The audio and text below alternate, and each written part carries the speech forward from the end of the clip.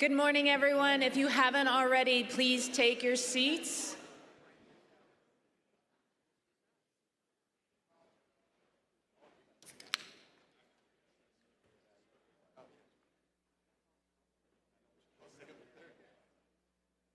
These are the types of games that you want to play where everything is on the line and it's right in the palm of their hand. There is an opportunity if they harness that power that they feel in the pit of their stomach, they use it, they go out there, take it.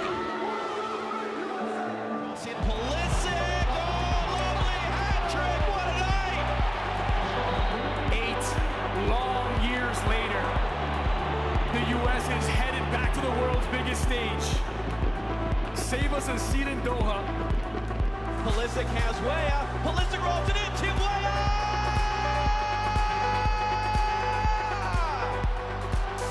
This young group gave this country some moments to be proud of and to think about the future and what's next. Thompson in the center. Cooper's ball in. Alyssa Thompson with this one. Micah Burton for goal. He scored. A remarkable goal for the United States to grab the lead.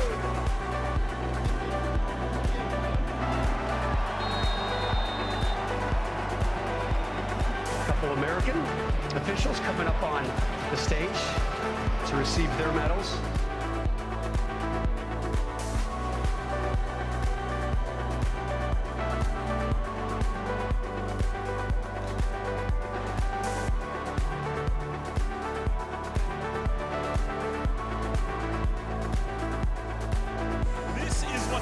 Is all about a second division outfit hosting a Major League Soccer side that has won this trophy 4 times over.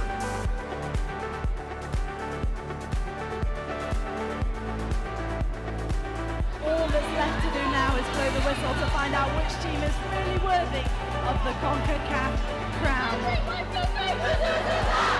Orchid breaks the tie for its 9th CONCACAF W Championship and punches its ticket to the 2024 Olympics. USA! USA! USA! USA! USA!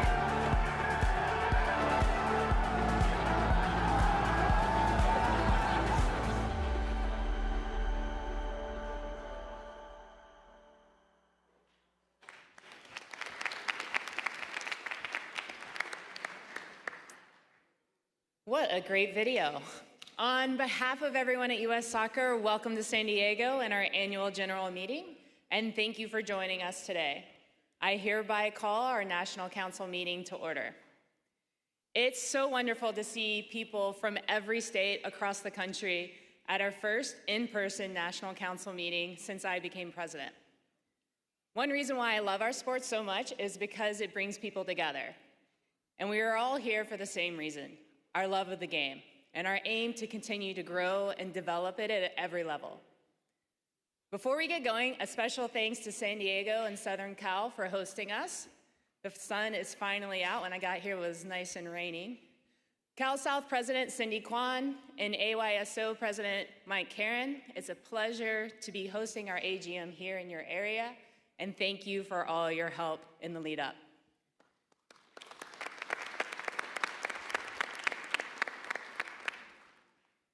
Before we get into the main part of our meeting today, I'd like to take a moment to thank a number of people within our sport. First, we are delighted to have a number of our distinguished life members with us here today. Their devotion to soccer and the Federation has helped us to get to where we are today. Life members, if you are able, please stand up or raise your hand and accept our appreciation.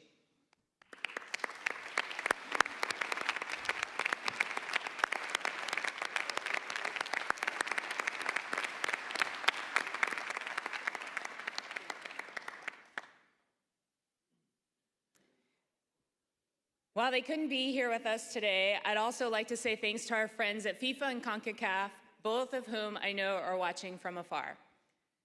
And a huge thanks to our entire US Soccer staff for their diligent and tireless work, not only in putting together this weekend's events, but for all the efforts throughout the year. I can't say it enough, but our staff is amazing. and I appreciate everything they do to help us continue to grow the sport in this country. I truly love working with each and every one of them. Speaking of our staff, I want to welcome our new CEO, JT Batson, to his first AGM. As you all know, JT started a little over 5 months ago and has already done a great job for us. Welcome to the team, JT.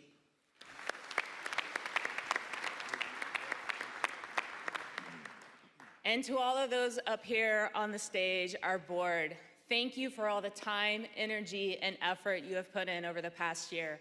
Together, we have accomplished a lot. Thank you.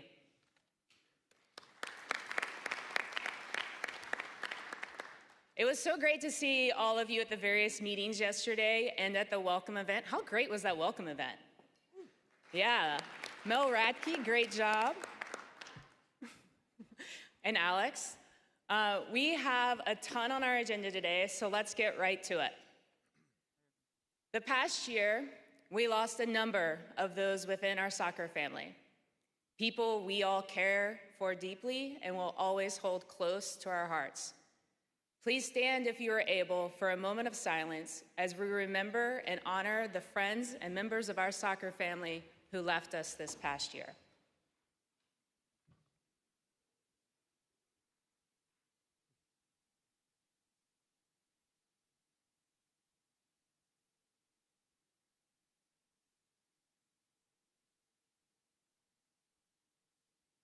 Thank you.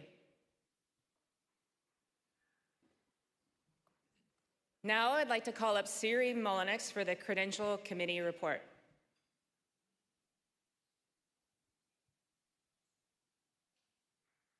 Come on up, Siri.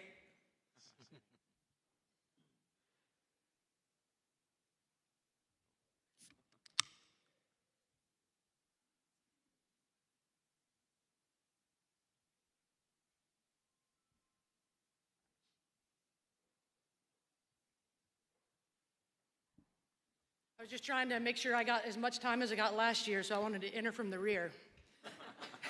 Thank you, Cindy. Good morning. After 2 years of virtual meetings, it is great to be back in the same room with everyone today. Before I present the credentials report, I would like to take a minute and thank a handful of people that have spent countless hours over the last few months preparing for today's meeting and vote. First, I'd like to thank the members of the Credentials Committee. Kathy, Bob, Diane, Jonathan, and Megan, thank you. And then also a big thank you to the staff at US Soccer. On behalf of myself and the Credentials Committee, their hard work has made the process flow smoothly and efficiently. So Melissa, Greg, Mike, Raj, David, Caitlin, I'm sure there's a few more that work behind the scenes. Thank you very much.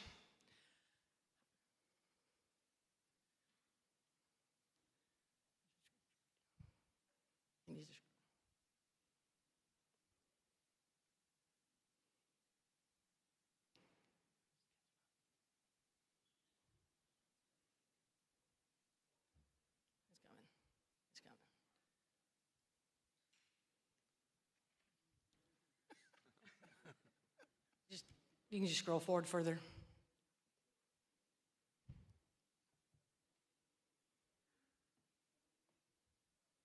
All right, sorry about that. Just to remind everyone, the role of the Credentials Committee is to establish a uniform procedure for submitting and certifying votes. The committee is made up of one representative from each council, in addition to myself and co-chair Bob Kepner. US Soccer bylaws regarding composition and voting lays out the structure we must follow in preparation for a vote and define who qualifies as a delegate of the National Council.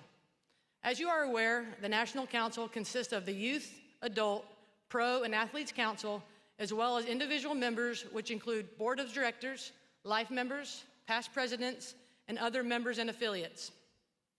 Under Bylaw 302, an individual is only eligible to vote in one capacity. For any National Council meeting, a delegate of an organization member may not cast a vote to exceed 2% of the total votes eligible to be cast. The exception is the Athletes Council. Based on Bylaw 302 and the amendments passed in October of 2021, total votes available to be cast is now set at 1,500. Equal voting strength must be provided to the Youth, Adult, and Pro, and each will receive 20% of the total allocated votes, which is 300. The Athletes' Council voting strength is 33%, and the total allocated votes is 500. The weight of each vote cast is determined by a multiplier. We also have the individual members voting, which include the board of directors, life members, past presidents, and sustaining members, which are entitled to 1 vote for each registered delegate. Last, the delegates from other members, which include other affiliates, national affiliates, indoor professional leagues, disabled service, and associate members, all those members have a voting strength equal to 100 less the total number of delegates from the individual members. The weight of each vote cast is also determined by a multiplier. Okay, now for the report. And we do have a quorum today. We will be conducting roll call visually this morning. The slides on the screen recognize the organizations and delegates registered to vote today. So please pay close attention as we go through them. The Youth Council, 295.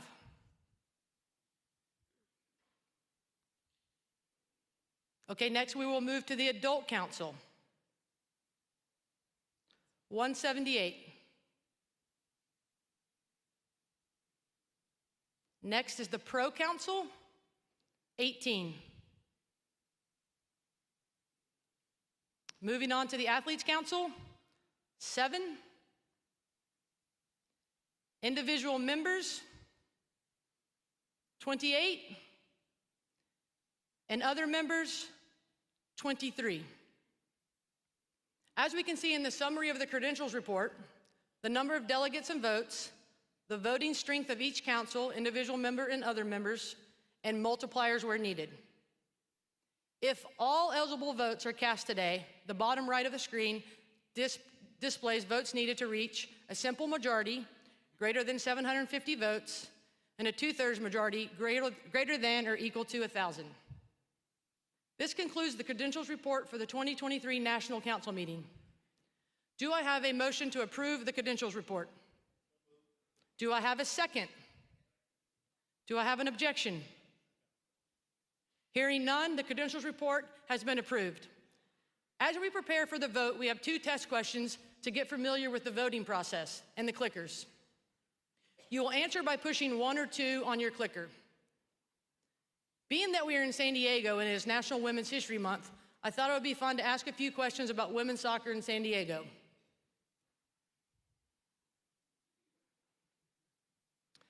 Test question 1. Is this your first time in San Diego? 1, yes. 2, no. Please cast your vote now.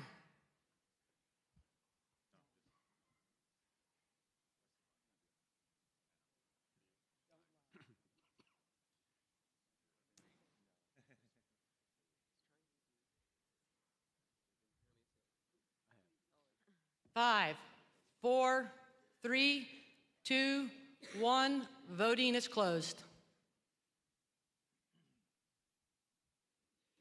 I hope those of you that are here for the first time got to enjoy some of the great things about the water and maybe even the zoo.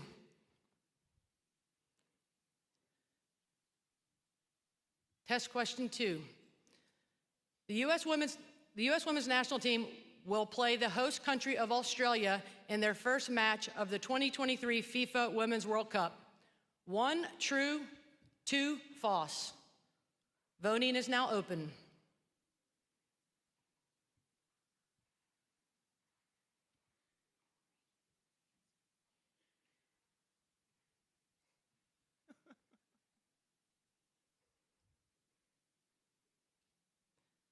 Five, 4, 3, 2, 1. Voting is closed. Good job.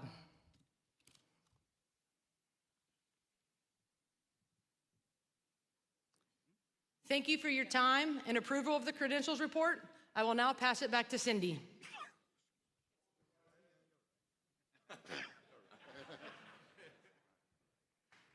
Good job. Thank you, Siri, and thanks for being much speedier this year than you were last year. And I think the questions get changed up on you as well. Well, after running for VP or president for 4 years in a row now, it is actually great to be here and not to be stressing about an election. Seriously though, it has been so great connecting with all of you throughout the year and this weekend. We are making changes at US Soccer to be more membership focused, and I really hope that you are starting to feel that.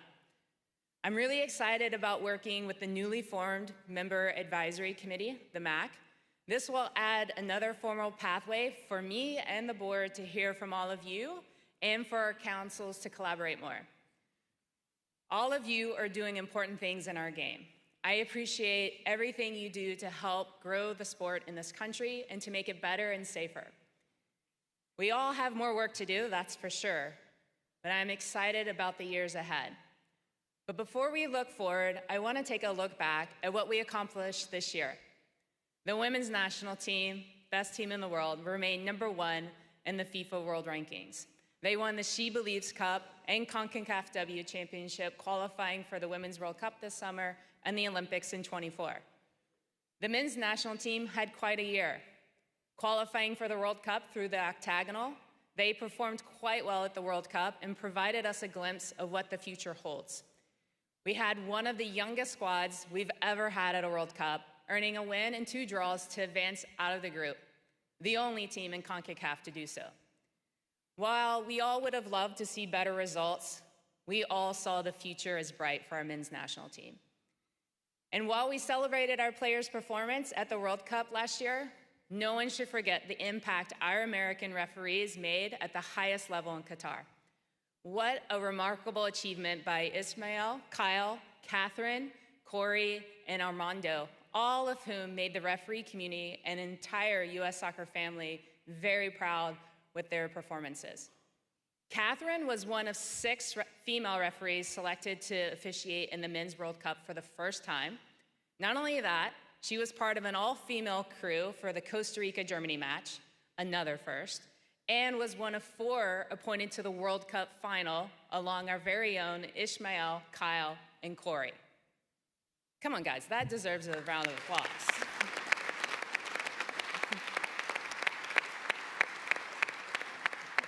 Quite impressive.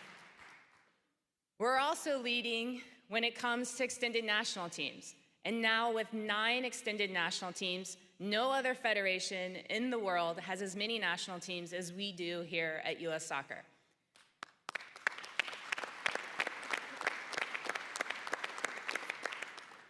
And this past year, we hosted more E&T camps than ever before, with 34 total, including the first for our men's and women's deaf national teams since officially joining US Soccer last year.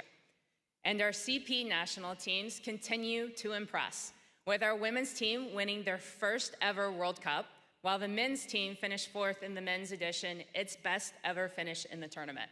Congratulations.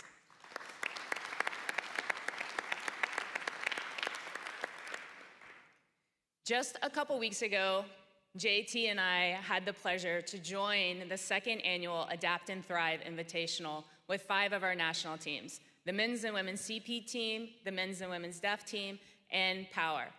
It was such a fun and incredible experience, and trust me when I say it, nobody wants JT on your Power team.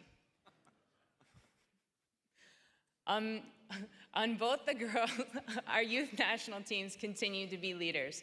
On both the boys and the girls side, we either won or were finalists in all the CONCACAF titles. So the future is definitely very bright. For our youth and adult organizations, I continue to be impressed by all of you. Your programs are growing and improving. I absolutely loved reading about the Innovate to Grow grants and all the amazing things everyone is doing to grow and increase access to our game. I love that we are changing how people view soccer. All soccer is soccer, and it doesn't necessarily have to be on an 11-a-side field played on pristine grass. It can be 2v2 in your backyard, futsal in a gym or a parking lot, beach soccer, power soccer, and so many more. Everyone at every level with every ability can play our game. Over the past year, we've spent time sharing the top-line insights from our study into why youth minorities are not choosing to participate in our sport. The information and ideas gleaned from those discussions will serve as a foundation for us as we develop an overall action plan around transforming the game to become more accessible, inclusive, and diverse. As we continue to be leaders on the field, we are also leaders off the field. A little more than a year ago, we agreed to a historic agreement that achieved equal pay, including FIFA World Cup prize money, and set the global standard.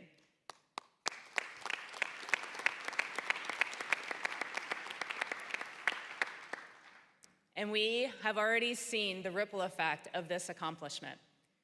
We have also made important strides on player safety.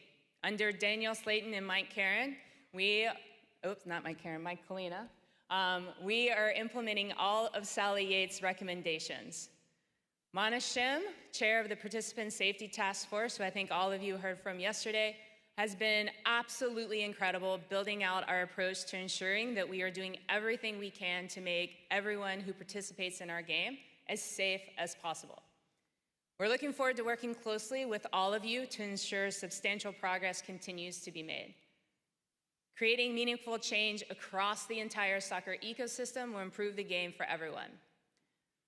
On the commercial side, this year, as of January 1, marked the start of U.S. Soccer bringing our commercial rights back in-house.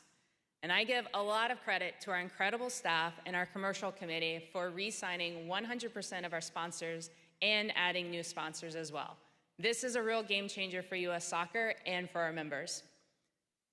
This summer, I know we're all looking forward to the Women's World Cup. We have the best team in the world, winners of the last 2 World Cups, and yes, the competition will be tough, but there is no doubt in my mind that our team will be doing everything they can to add that 5th star. And this summer, we will have 6 officials at the Women's World Cup: Ekaterina, Tori, Catherine, Felicia, Brooke, and Armando. We can't wait for you to shine on the world stage. Although, I hope none of them get the final because I want our team playing in the final. As we look to the runway ahead of us and the amazing opportunities to exponentially grow the game with the World Cup in '23 with the women, the '24 Olympics with both our men's and women's teams, and hosting Copa America in '24. We also have a number of youth World Cups, plus beach, futsal, deaf, CP, and power, all leading up to the 2026 FIFA Men's World Cup coming to us here in the US, Canada, and Mexico. With the world's largest sporting event in history on the horizon, we have an unprecedented opportunity ahead of us. It's up to all of us in this room to work together to ensure that we're prepared to maximize our potential every step of the way, as 2026 is quickly approaching. As we lean into the 2026 World Cup, we are focused on ensuring that everyone that wants to play our game can walk, ride a bike, or take public transit to a safe place to play. We want soccer in every elementary, middle, and high school. And we want our players, coaches, referees to reflect the diversity of our country. And to accomplish these 3 really large goals, we will need all of your help. I am so fortunate and so honored to serve as your president and excited to work alongside all of you to capitalize on the momentum we've created as we fully dive into one of the greatest periods of opportunity for our sport in this country over the next decade. And I know the next person coming to the podium believes the same. In his short time as CEO, he has made an incredibly positive impact. JT has brought thoughtfulness, smarts, sometimes, passion, and energy to the organization. JT stood out in the interview process, and I've shared this with many of you, but he stood out in many ways. But one attribute that I really honed in on and was that in every question, his answers were very membership focused. And for those of you who have had the opportunity to interact with him, you've seen this. And there is a lot more to come on this and many other topics. I am incredibly excited to be working with him. It is my pleasure to welcome our new CEO, JT Batson.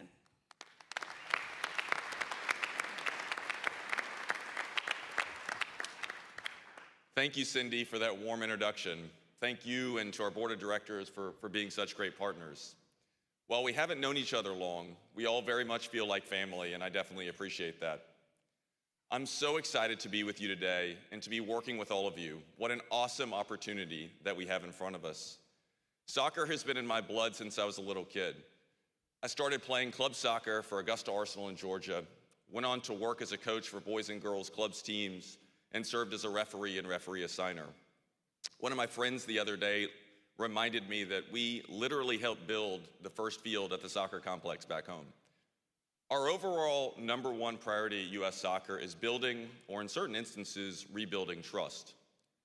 As Cindy mentioned, this means listening, over-communicating, bringing people together, being open to feedback and ideas that come from outside the US Soccer offices. I'm absolutely confident that we can bring great opportunities to life when we're all rowing in the same direction. As we look ahead to an incredible decade for soccer in America, financial success is vital. Without resources, we cannot achieve our ambitious goals. Delivering financial success will require us to be great at prioritization, more transparent and more efficient, ensuring that we have the right controls, and ultimately, it will require growth, lots and lots of growth. In the next fiscal year alone, we are on track to grow our revenue from $136 million to $173 million. For everyone in this room and across the country, this has to keep growing. We've scaled our organization quickly and successfully to do just that. As you've heard from Cindy, we've brought our commercial rights in-house, and in addition to 100% renewals of our commercial partnerships to date, we've also started adding more, with a robust pipeline of some of the biggest brands in the world. We've launched new media partnerships with Warner Brothers Discovery and NBC Telemundo. These deals are transformative in visibility, access, production quality, and resources, including a very special first, having all women's national team games available on Spanish language television. We've set records for merchandise sales. In fact, in 2022, our online sales were 44% above our previous record. Our commercial team and our entire federation should be proud. I know they are fired up to keep the momentum going. We're also very thankful for our donors, whose generous donations are directly impacting and enabling programs across our organization and ecosystem. This will be an even bigger focus area as we march forward. To achieve meaningful growth, US Soccer must continue to strive to be a leading and world-class organization on and off the field. Many of you have probably heard me say how blown away I've been by the staff at US Soccer. They are smart, passionate, hardworking, and good people. We're investing in our existing team, attracting amazing new colleagues, and ensuring DEIB is at the core of everything we do. I'm particularly proud of our new sports industry-leading parental leave program of 4 months of leave plus 2 months work from home. Of course, this was implemented after I became a new dad this fall, but I'm still excited for my colleagues going forward. Achieving growth also requires US Soccer to think differently about how we partner with our members. This year, we're proud to have awarded the highest amount ever through Innovate to Grow, with more than $3 million granted towards programs designed to impact more than 500,000 players, coaches, and referees. As we continue to focus on growing the game at the grassroots, we also know that the success of our professional leagues will continue to drive the sport forward on and off the field. My introduction to professional soccer as a kid was through going to Atlanta Silverbacks, Charleston Battery, and Atlanta Beat games with my family. We sure have come a long way in pro soccer in this country since those days. The number of teams, the quality of players and coaching, the facilities, the development programs, the fans, the media and marketing deals. MLS, NWSL, USL, and NISA are pushing soccer in this country to levels young JT could only have dreamed of. One personal anecdote of progress, my mom now rearranges her weekends to be able to watch Atlanta United games. On Wednesday, I'm excited that our Chicago-based staff and I are heading to watch Chicago House AC and the Milwaukee Bavarians kick off the Open Cup, the country's oldest annual competition and the only platform in American team sports where amateurs and pros can square off. I encourage you and those listening from home, if there's a game in your area, go check it out, and if not, watch it on TV. The success of our professional leagues and our grassroots organizations is also directly linked to the success of our youth, extended, and senior national teams, and vice versa.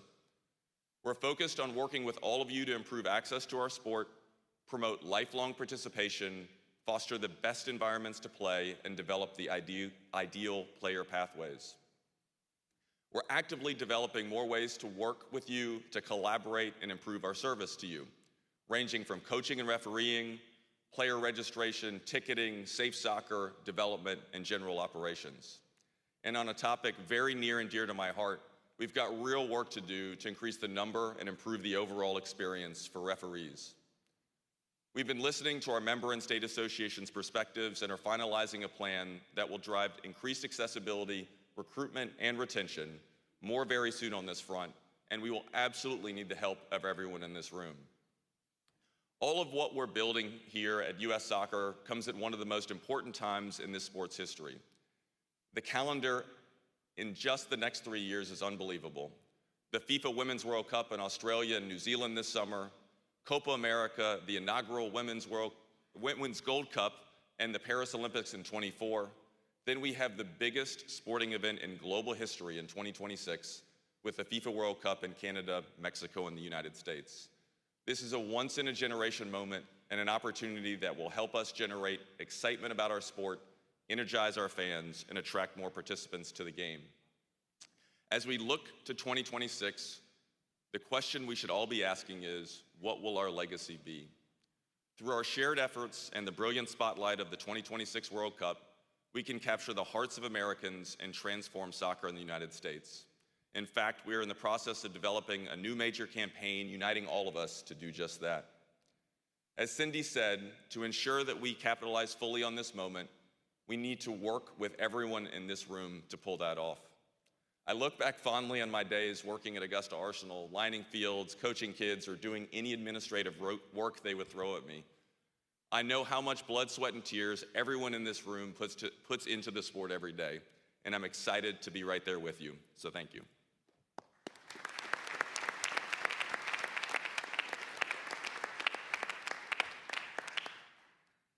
Thanks, JT. We will now approve the minutes from the 2022 AGM National Council meeting. Everyone should have received the transcript of our meeting last year in Atlanta. The transcript was approved by the board. I need a motion to approve the minutes.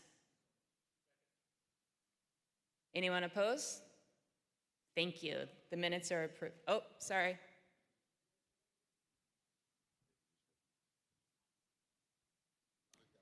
I'm informed that we are not recognizing you.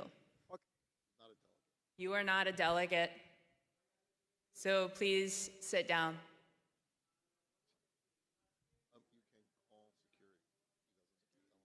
I'm not.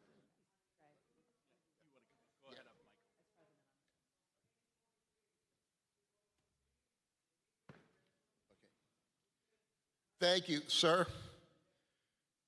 You are not a recognized delegate, and you will be heard in the appropriate forum at a later time. This is a National Council meeting, and only recognized delegates may speak. Thank you very much.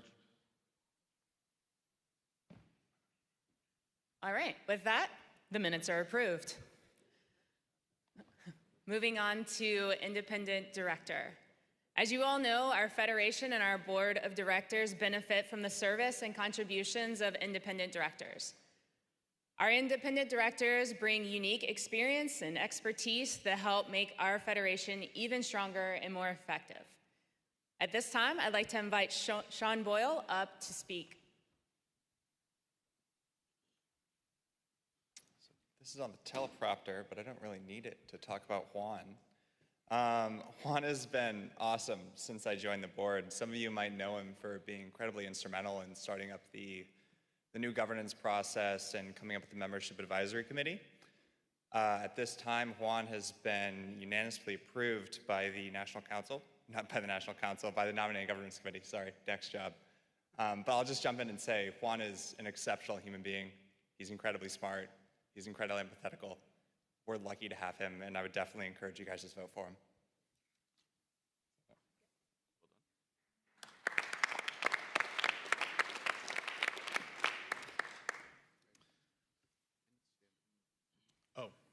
The parliamentarians requested I say that the minutes stand approved. I think that Cindy said that, but maybe it was missed. So just to, on this topic, Juan Euro is standing for election as independent director. Everyone in favor, please say aye.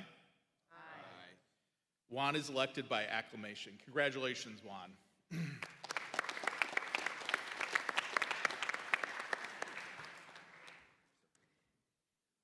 We began our meeting today by saluting our great life members, and I can report that the Board of Directors approved the nominations of 2 new life members, Bill Boscroft and Kevin Payne. I'd like to invite John. Go ahead, you can clap for that, it's pretty awesome. I'd like to invite John Mata to come up to speak on Bill Boscroft, and following John will be Mike Colonna to speak on behalf of Kevin Payne. Thank you, Cindy, and good morning, everyone. Bill Boscroft was approved by U.S. Soccer's Board of Directors as a life member during our August 2022 board meeting. It is my pleasure to introduce him for a vote by the National Council as a life member. Bill Boscroft has devoted his lifetime to the game at both the local and national level. Bill's devotion to the sport as a volunteer has been truly inspirational. Bill has been president of the Utah Adult Soccer Association for well over 30 years, and also past vice president of U.S. Adult Soccer. Bill also chaired our former select team program, a program that was used by U.S. Soccer to identify players to our national team at a time when professional leagues were non-existent. And another area Bill has a lot of passion for is coaching education. Bill has always advocated for coaching education in the adult space. At this time, I'd like to ask the National Council to vote in the affirmative to confirm Bill Boscroft as a U.S. Soccer life member. Thank you. Thank you, John. If you approve of this, please say aye. Aye. It is approved. I don't think we need to vote. You can take that down. Thank you and congratulations, Bill.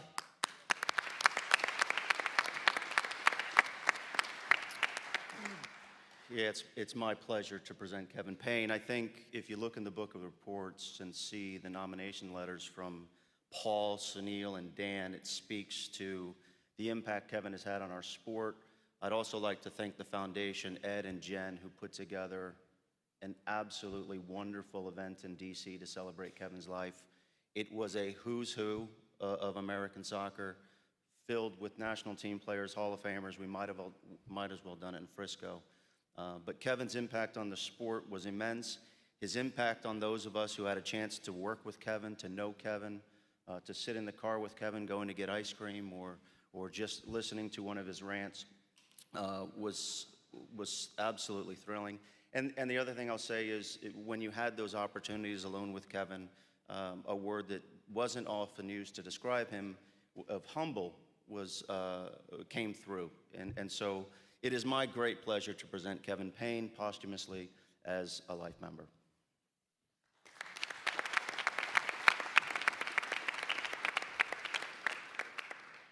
If you approve of Kevin Payne as a life member, please say aye. It is approved. Thank you.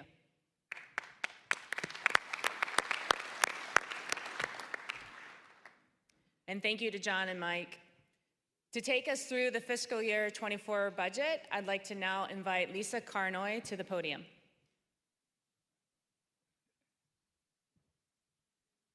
Good morning, everyone. Today, I'm recommending you approve the proposed fiscal year 2024 budget included in the 2023 Book of Reports. As U.S. Soccer Treasurer and Chair of the Budget and Finance Committee, I want to first thank the tremendous work of our committee for their oversight of the budget process. That includes members Nicole Barnhart, John Collins, Sean Boyle, and Bill Taylor, as well as Vice Chair of the committee, Michael Caron. I'd also like to thank the U.S. Soccer staff for their extraordinary efforts through this process. In the lead up to the 2026 World Cup, U.S. Soccer is reorienting its capital allocation to invest in growing the game in close partnership with membership. The fiscal year 24 budget, with an operating deficit of $9.5 million, reflects evolving conditions in both the soccer landscape and business operations. In January of this year, the Budget and Finance Committee reviewed the fiscal 24 budget. The committee recommended approval of the budget to the Board of Directors. Subsequently, the board approved the fiscal 24 budget. Let's now review the budget highlights narrated by U.S. Soccer Chief Financial Officer and Chief Operating Officer Pinky Reyna.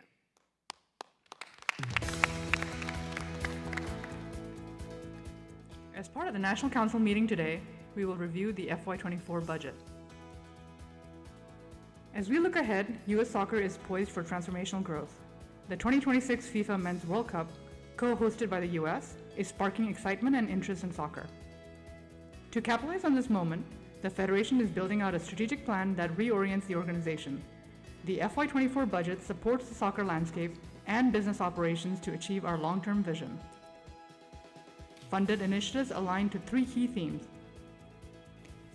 Building and launching commercial capabilities. With commercial rights in-house, U.S. Soccer is focused on creating predictable, sustainable, and scalable revenue that'll enable continued investment in the soccer ecosystem. U.S. Soccer plans to spend more than $35 million in the soccer ecosystem. This includes investments in participant safety, sport development, and member programs. And elite sporting success. U.S. Soccer is committed to developing players and teams that win global championships. All in, we are budgeting an operating deficit of $9.5 million for FY24.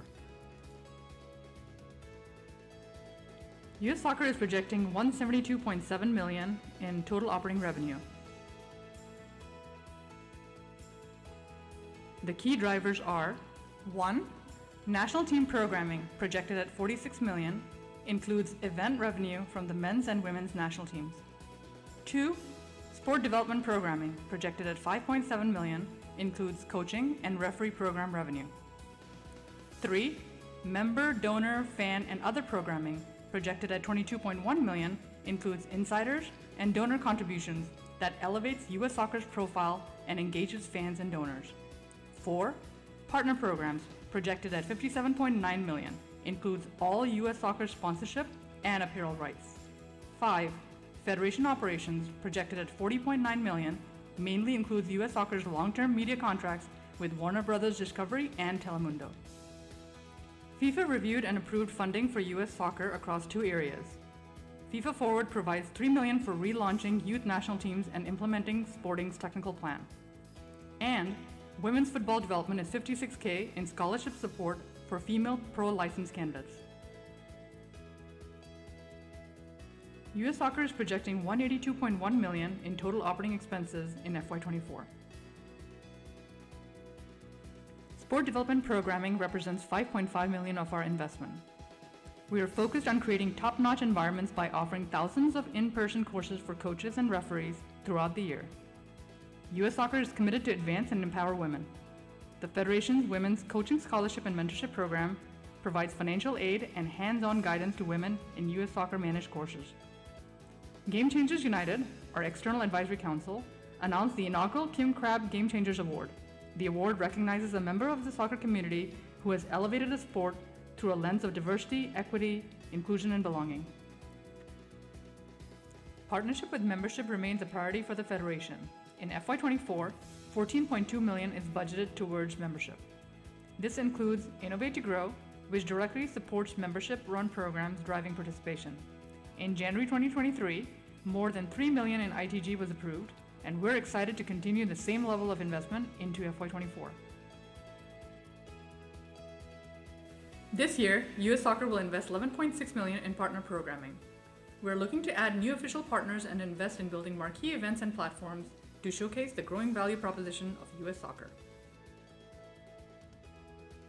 National teams programming includes the areas of MNT, WNT, YNT, ENT, and sports performance. The women's national team is energized by the opportunity to win their 5th star at the 2023 FIFA Women's World Cup in Australia and New Zealand this summer. The men's national team has 2 opportunities to lift trophies this year, with the conclusion of CONCACAF Nations League in June, followed directly by CONCACAF Gold Cup. Federation operations represent $68.1 million of our investment. We are focused on providing a safer ecosystem for all participants, including the development of our Safe Soccer program, identification and implementation of new safeguarding initiatives, and establishing a permanent Office of Participant Safety. Federation operations also includes all personnel, administrative, and general operating expenses.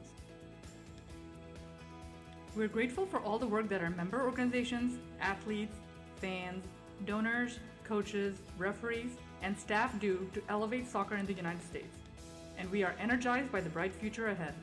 With that, we ask that the National Council approve the FY24 budget. Thank you for your support.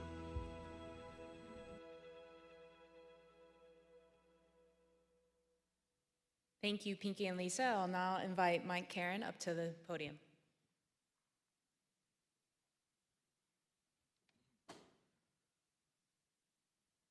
Thank you, Cindy, and thank you, Pinky, actually, and the rest of her team.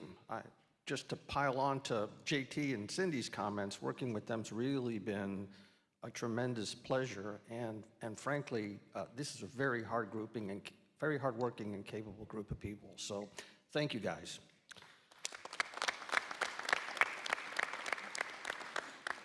It's an exciting time for soccer in the U.S.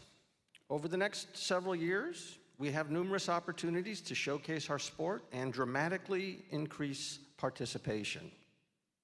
To realize these opportunities, we need to invest in our soccer ecosystem, drive elite sporting success, and build out our commercial capabilities.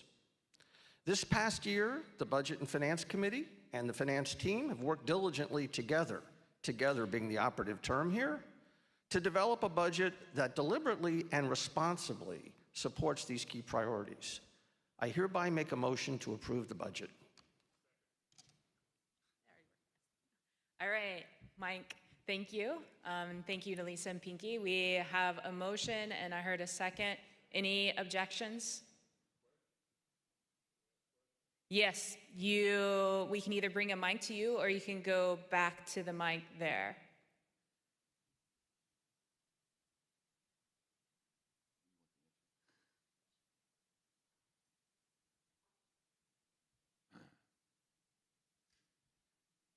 Thank the board life member. How long can we continue to operate at a deficit? And what's being done to make sure we don't have to operate at a deficit anymore? You guys can either speak from your chairs or come up here, either one. Whichever is more comfortable for you.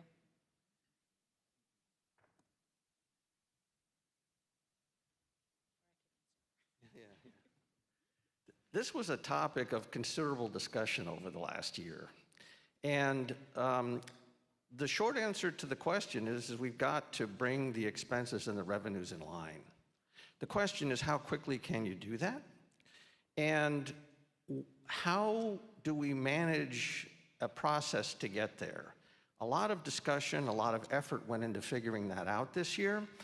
And candidly, it was a priority for us to be able to align our expenses and revenues in a way that didn't force significant program cuts at the same time, since we've got these opportunities in front of us. So it's a bit of a balancing act.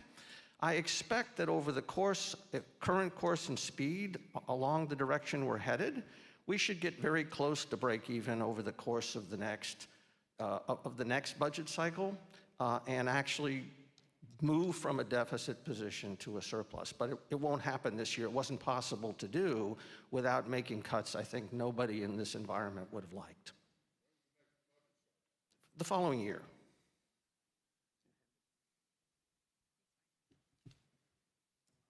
Thanks, Mike. We have a motion on the floor that has been seconded.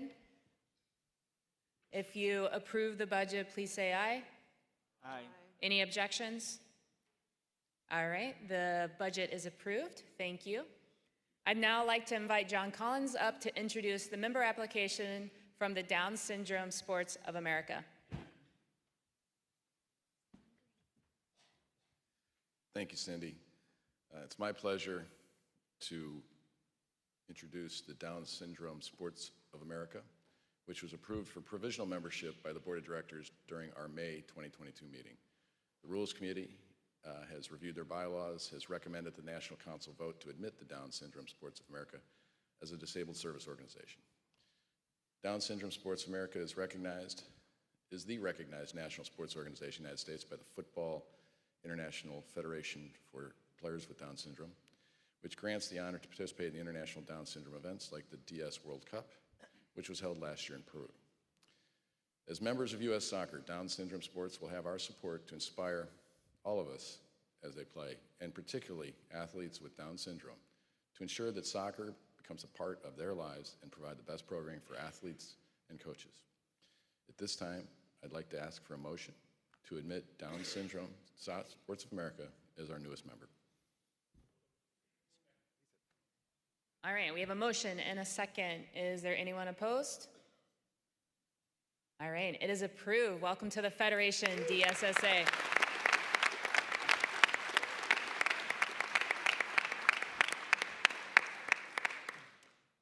Thank you. I have asked Greg Fike to preside over the next portion of our meeting, consideration of bylaws and policy amendments.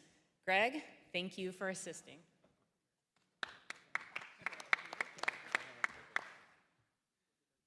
Thank you, Cindy. So included in your Book of Reports, Section 10, are a series of bylaw amendments. As required by Bylaw 802, all of the proposed amendments have been reviewed by the Rules Committee, and their reports are included in your Book of Reports as well. We will now proceed to the consideration of the proposed bylaw amendments. The first item for consideration under this topic is the amendment to Bylaw 412 proposed by Juan Euro and the Governance Task Force. It is included first in your Book of Reports in the Bylaws section, Section 10, subsection A. This is a proposal to change the composition of the board by essentially changing the vice president to non-voting. The proposed, sorry, I'm going to go ahead and get this clip off so I can do this right. So, thank you. The proposed amendment was proposed by the Governance Task Force, made up of many members, which recommended the proposed amendment after several in-person and virtual meetings. The Rules Committee made no specific recommendation, and its rationale is printed in the Book of Reports in the Bylaws section related to that amendment. The question is on the adoption of the proposed amendment to Bylaw 412 as found in the Book of Reports. Is there any discussion? All right. If there's no discussion, the question is on adoption of the proposed amendment to Bylaw 412 as found in the Book of Reports. This motion requires a 2/3 vote for adoption, and the vote will be taken electronically. Are you ready for the question? Ms. Mullenix, please proceed with the vote. All those in Bylaw 412, 1 yes, 2 no. Voting is open.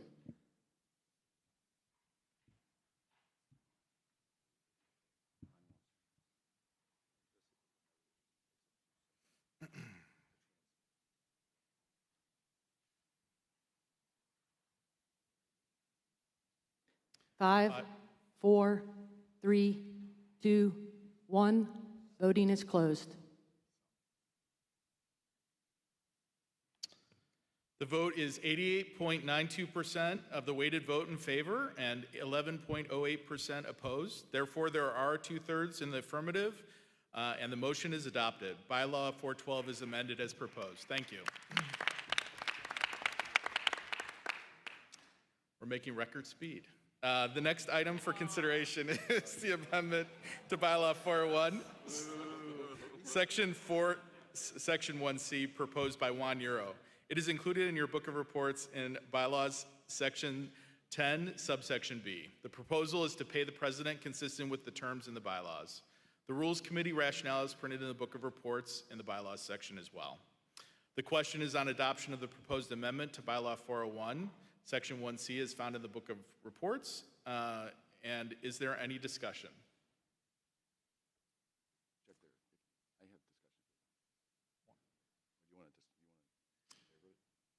Please line up at the mic if there is. All right. Dave? Dave Guthrie, Indiana. I'd like to oppose this motion. There are volumes and volumes of information about high-performing not-for-profit organizations, none of which would support this bylaw. I've heard those who commented favorably about the bylaw.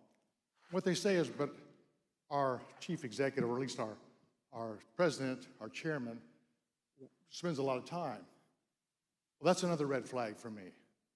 Because if in fact they're operational, we want our board to be oversight. We need a disconnect from staff and board to make sure that somebody's watching the direction of the Federation. I think if we look back in the last 20 years, one could make an argument that we've drifted from our mission. We've heard a lot of comments recently about turning our focus back to the membership. And I'm very hopeful that that will take place. But by making our chairman an employee flies in the face of all best practices for not-for-profit organizations. And I would think that we would want to become the highest, most high-performing organization we could be. We also have a problem in that the president would be an employee. You've got a CEO, and then you have the chairman or the president also as an employee. How does that work? So again, I think bad ideas have bad consequences, and I see this as a very bad idea. So again, I would urge you not to support this bylaw amendment. Thank you. John Collins, please state your name and the organization you're with or the board you're with for the record. Hi, John Collins, U.S. Soccer's Board of Directors. I rise to speak against this proposal, and I want to make it clear that I'm speaking against the proposal. I'm not fundamentally against the concept of paying the president's position, but I think this proposal, which raises valid issues about the amount of time and effort that the president currently puts into this position, is something that needs to be addressed. But I believe that just paying the president is treating a symptom and not actually looking at the overall situation. I believe that we should look at the president's position and a holistic view as to whether it's a chairman or whether it's an executive chairman. And is it paid or is it not paid? And in doing so, we need to figure out how it works in our overall structure. We just went through, and our bylaws make clear we have a CEO as the Secretary General. And we just went through a process where we had job descriptions, hired headhunters, looked for qualifications, interviewed throughout the country for the best possible candidate, and retained that person to be the CEO. And we also, in retaining that person, have the ability to terminate the CEO if they're not performing. I trust you will, JT, but I just want to point it out. When you then look at the president's position as it is today, the only requirement to become president is to get 3 nominations and then get 50% plus 1 on a weighted balance of this body. We have no ability to, if the president is an executive chairman, there's nothing that in our powers or our bylaws as to how we would remove that president or that executive chairman if they're not performing how the body would like them to. The board of directors cannot remove the president. Under New York nonprofit law, the only way a elected person may be removed is by the body that elects them. So they'd have to come here. So while I'm open to the concept of paying the president, I think we need to have a task force or group to come in to look holistically at our bylaws, our structure as an organization, and what do we do going forward. And so my recommendation would this be sent to a task force to come back next year with a thorough plan on all aspects of our structure and how to do it. Thank you. Hank? I'm Hank DeBoard. I know what it is to be poor and have to do this as an officer for 8 years. And finally you have to resign because you need to support your family more than you need to run around with soccer. But I support this motion because it's time we get back to soccer. It's time we have a full-time president that can do all those things to make us win World Cups.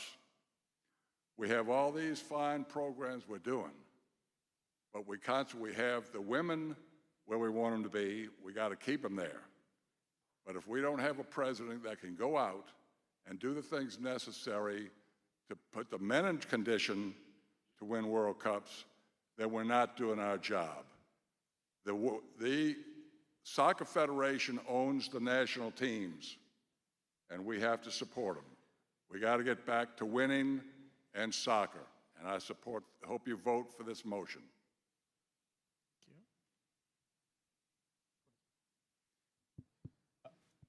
chair will recognize Juan Euro. Can I speak? Yes. You can speak from there. Okay.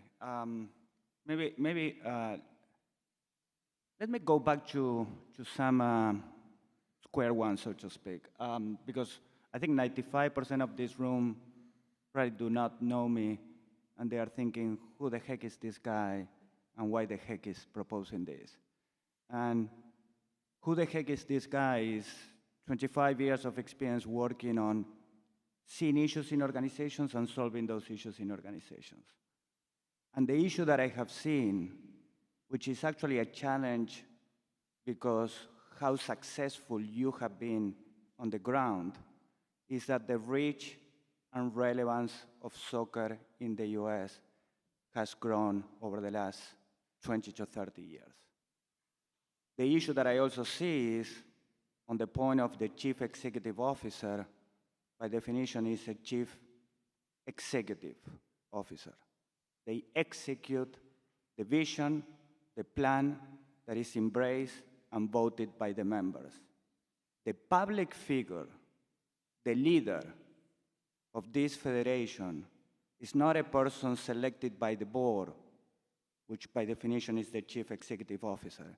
It's a person selected and voted by you because the vision that that person shared with you and gained your support. So to me, that public figure that is in front of our sponsors, in front of our competitions, in front of Capitol Hill, in front of you, and that requires more than 40 hours of work, and we are not paying that person, by definition, the only people that can do that is a subset of the qualified potential candidates. So I encourage you to look around. Look at the faces of people next to you. Who is qualified to be a president? And then ask the second question, who can afford not to work to be a president? Are we going to vote only people that are retired, wealthy, or that they may have the benefit of flexibility in their job in order to put the 40 hours? I was chatting with my good friend, Bill Taylor. If something, knock on wood, happens to Cindy, Bill, can you give up your practice to do the 40 hours? And I'm not going to let you respond because I know what you will say. So to me, it's very simple as, yeah, we are breaking new ground. We are leading from the front. When you are leading and you look to sides, you are pretty lonely. Maybe other nonprofits that are not doing this. But I ask you to really look for the best candidates for president, and as a result of that, to pay that president so we don't discriminate and we don't constrain only to the pool that can afford to do this role. Thanks. Is there any further discussion? Yep, right up there. Yes, Andy Marion, South Carolina adults. I would simply like to state that I'm against the motion, and I support what John Collins suggested as a task force. The problem we have had with this proposal is all we have gotten is basically, not to be overly critical, but what we just heard, an emotional appeal. This person works hard, has to commit a lot, should be paid. Well, hell, this whole room is full of people who do that and don't get paid a penny. And we also don't have the opportunity to sit on the CONCACAF board or the FIFA board or whatever else they have and get paid goodles of money for that. We just do what we do day in, day out for nothing because we want to. I'm not opposed to the general idea, but I think John Collins is right. And Dave Guthrie before him. It's not an emotional issue to decide here. There are a lot of governance and legal issues involved. If the president is a paid employee, then does she work for J.T. Batson now? Because he's the CEO. I mean, there are some serious legal issues here. Anybody who's filled out a Form 99 knows there are whole sections in that IRS filing that has tests on when you are paying insiders, people on the board. They ask you to the penny, how much are you paying these people? And then their test of whether there are conflicts of interest. I assume that all that will be just technical issues and we won't have to worry about them, but I don't know that because I've heard no discussion about it. So there are a whole host of issues that need to be explored, not just an emotional appeal that somebody works hard and ought to be paid. Thank you. Maybe to clarify, my appeal Hey, is Juan, not I emotional. recognize you. Go ahead, Juan. My appeal is far from being emotional. I don't think I have been labeled as an emotional person usually. But to the point of the legal implications and things like that, we are not the only one that will do this. I mean, John, you asked and you stated tennis association, just to name one. When you look around the world and you look at all the federations, presidents are being paid. Are we competing in soccer or are we competing in non-profit? So, look, it's not emotional. In fact, it's pretty rational. Again, do you want the best possible candidate or do you want the best possible candidate that can afford to do it? I'm all for the best possible candidate. I'm not trying to limit people based on affordability, wealth, status in their age, retirement, and so on and so forth. That to me is very rational, not emotional. All right. I think there's no further discussion. I don't see anybody else lined up. So the question is on adoption of the proposed amendment to Bylaw 401, Section 1C, as found in your book of reports. This motion requires a 2/3 vote for adoption, and the vote will be taken electronically. Are you ready for the question? Ms. Mullenix, please proceed with the vote. Bylaw 401, Section 1C. 1 yes, 2 no. Please vote now.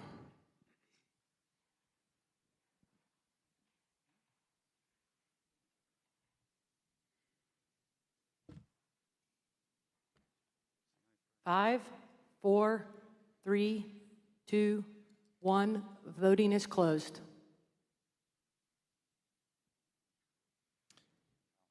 There are less than 2/3 in the affirmative, and the motion is lost. Bylaw 401, Section 1C will remain unchanged. The next item for consideration is the amendment to Bylaw 401, Section 4 and 7, proposed by John Collins. It is included in your book of reports in Bylaws Section 10, subsection C. The proposal is to change the term limit for the president to 2 terms and remove the term limit for the vice president based on the fact that that position is non-voting. The Rules Committee rationale is printed in the book of reports as well. The question is on adoption of the proposed amendment to Bylaw 401, Sections 4 and 7. Is there any discussion? The chair recognizes John Collins. Thank you, Greg. This is similar to a motion I made last year, or a bylaw proposal. Last year it came very close to passing, but I had all 3 things lumped together. And there were different people that had different issues with it. And so this year I thought I would put the 3 different components into 3 bylaw proposals. So you'll see 2 more after this. One is with the president going from 3 full-year terms to 2 full-year terms. It's lowering the board of directors from 16 years to 8 years in a 12-year period, so you'd have to take some time off before you could go more than 8 years. And then lastly, to reduce the independent directors from 3 3-year terms to 2 3-year terms. I bring this for purposes of good governance. And if you look at Board Source, which is one of the leading places and resources with respect to board of directors, they recommend term limits for all of them. And the term limits that they propose and that are most frequently used, the typical term limit in a nonprofit would be 2 3-year terms. The typical term per Board Source would be, for the president or chair, would be 2 1-year terms. Obviously, we have 4-year terms. So these are a little longer. But these are brought to do it. They're brought to make sure that everybody understands, as Jim Hamilton used to say, that all of us up here are just stewards of the game. We don't have any property right, or we shouldn't be thinking that we want to be in this position longer than in perpetuity, or for a very, very long time. We should be looking at how to develop succession planning and how to get people to replace us. I've heard some negative comments on this idea, and I suspect that my friend to my left here is going to say that we actually have too much turnover on the board of directors. He's made that point to me previously. With all due respect, I find that to be a bit of a red herring. If you're talking about a term limit and people are leaving too quickly, then the term limit didn't have any impact on that. Not having a term limit is not going to cause us to keep people longer. So we as an and having a term limit will be effective for those that need to move on. If you look at the Board Source website, you'll see there's a long list of the pros of it. There are some cons to it. We will lose some institutional knowledge occasionally. We've had that happen recently when we lost Sunil and Dan and a bunch of other senior people. But we can plan for it. This will help us be a better organization where we plan and have succession planning, and we actively recruit new leaders in the sport, which is critical. So I'd ask your support. Can I speak from here? Yeah, is there any, yeah, Juan? So, couple of things. The first one is, you proposed it last year, and similar to what you just said, you were proposing a task force. Last year, after you proposed it, we had a governance task force, of which you were a member, and 20 other people were a member. I can see Chaz, Dave already stood up, and they did a fantastic job. One aspect was the board composition that was voted 10 minutes ago.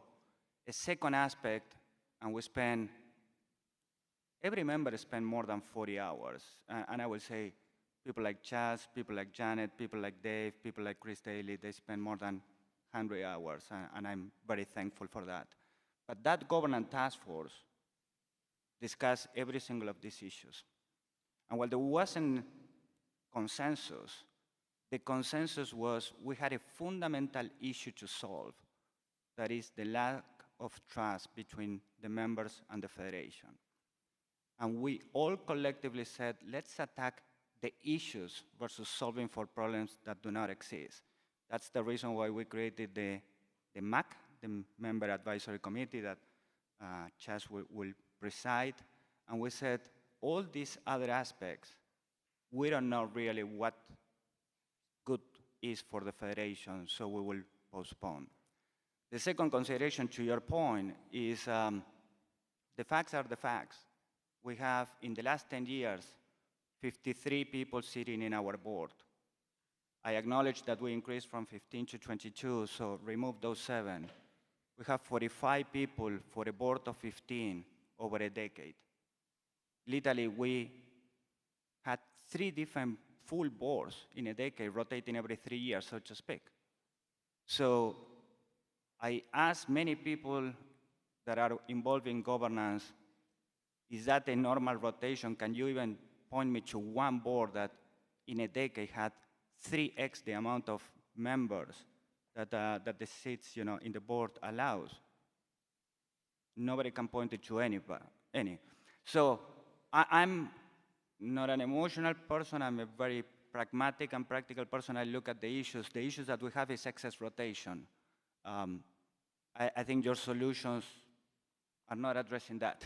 So again, the members for a full year in a task force, work on this very diligently. And number 2, I don't see the issue that you are solving for. I think it's aggravating it. So I'll stop there. Is there any further discussion? Greg, recognize John. I would just make one comment. I was on the task force. If this issue was discussed, it was not a main focus of the task force. And whether it was discussed by the task force or not, the task force is not the only way for bylaw proposals to come together or to come forward. And I intended to bring this at all times because I think it's an issue for this body to decide. I don't think we should have a task force that weeds out issues and doesn't present them. If this body wants this, they'll vote for it. If they don't, they won't. But I trust in the value of the membership's participation and its wisdom as to what we should or should not do, and I ask for your vote and your opinion. And I fully agree, you should introduce. I just trying to give everybody, the members, the benefit of the information that, again, people spent 100 hours on this issue. Thank you. All right. Is there any, seeing no further discussion, the question is on adoption of the proposed amendment to Bylaw 401, Sections 4 and 7, as found in the Book of Reports in the Bylaws Section 10, subsection C. This motion requires a 2/3 vote for adoption, and the vote will be taken electronically. Are you ready for the question? Ms. Mullenix, please proceed with the vote.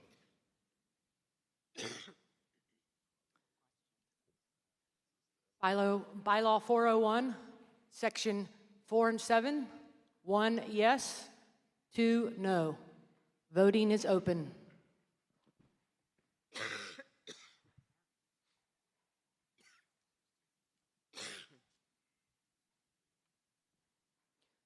Five, 4, 3, 2, 1. Voting is closed. There are less than 2/3 in the affirmative, and the motion is lost. Bylaw 401, Sections 4 and 7 will remain unchanged.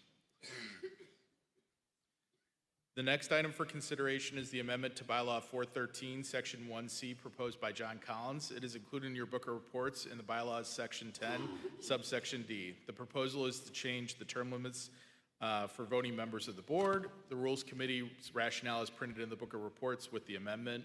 The question is on adoption of the proposed amendment to Bylaw 413, Section 1C, as found in your Book of Reports. Is there any discussion? Greg, I'll be brief. I know everyone enjoys the Juan and John tag team, but I won't add it this time. The slight difference on this one is it's not really a hard cap. It just is to ask for people to take a break. I wanted to put it in last year. I didn't because I had been coming off of a break, and I didn't want anybody in this room to think I was doing something for my benefit. I'm not. But there were people that asked that that be done so people could come back. Many nonprofit boards require people to take a break. It re-energizes, brings you new views, new opinions. I know my view of the organization is different than it was when I was on previously from having taken a pause. So that's why it's there. And also I wanted to make sure that if I'm proposing for anybody else, I wanted to make sure I was proposing for the seats that I'm in. And so that's why it's there. Recognize the member. Chaz Balashagero, Adult Commissioner. I speak against this. We as councils should have the right to choose an individual based on the parameters we put forward, not this body. And we would not want to be limited in any way by the body, nor would we want to limit the Athletes Council, the Pro Council in any way. These are issues, our representatives come from our councils, and we should have the right to re-elect them, and they should be able to serve at our pleasure. Thank you. Thank you. Is there any further discussion? All right, seeing none, the question is on the adoption of Bylaw 413, Section 1C, is found in your Book of Reports, Section 10, subsection D. The motion requires a 2/3 vote for adoption, and the vote will be taken electronically. Are you ready for the question? Ms. Mullenix, please proceed with the vote. Bylaw 413, Section 1C, 1 yes, 2 no. Voting is now open.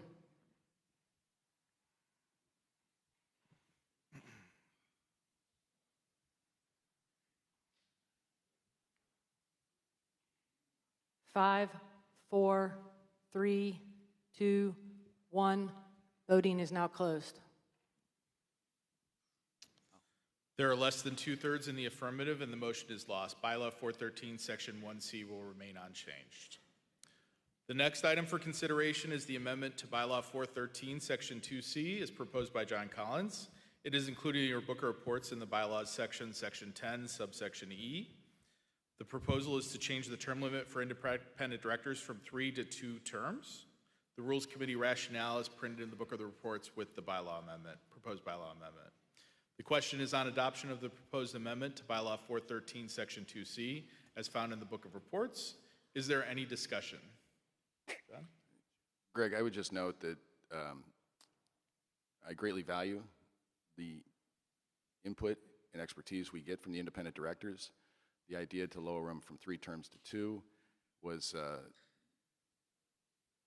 sort of twofold. One was to bring it in line with the others, which are resoundingly popular today. And then also, the independent directors, when they were brought in and added, were created to help bring expertise to the board of directors where we don't otherwise have expertise.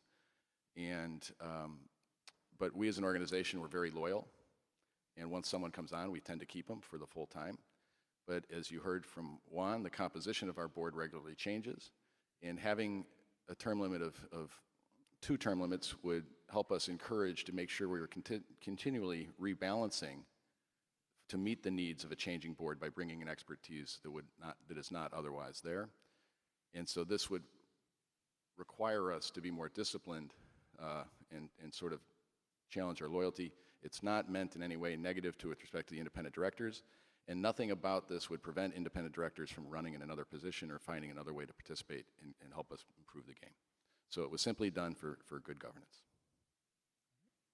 Is there any further discussion? Yes, recognize the member. Hi, Janet. Hi, Janet Campbell with North Texas Soccer. I have very much appreciated the work of the independent directors. I very much enjoyed working with Juan on the governance task force. I would say that this is a little different than the other term limits in that we are looking for independent directors.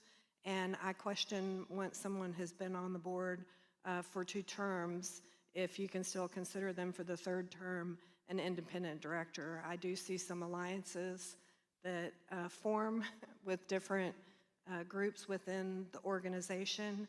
I think it's evidenced by the fact that Carlos Cordero was an independent director and then became the president of the organization. So I do believe that there is some reason to question a 3rd term for an independent director. Thank you. Is there any further discussion? All right.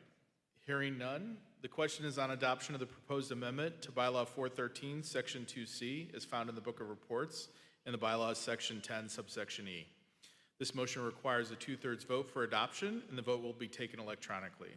Are you ready for the question? Ms. Mullenix, please proceed with the vote.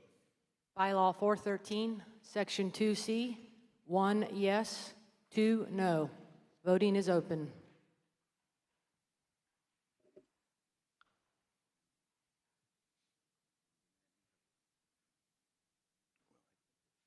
Five, 4, 3, 2, 1. Voting is now closed. There are less than 2/3 in the affirmative, and the motion is lost. Bylaw 413, Section 2C will remain unchanged.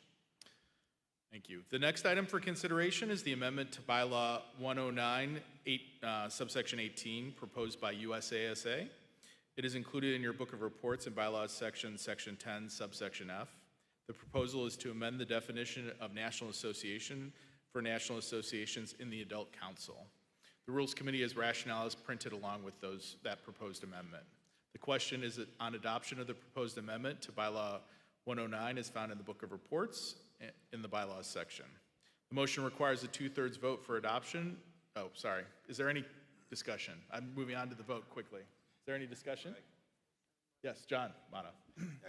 Good morning once again.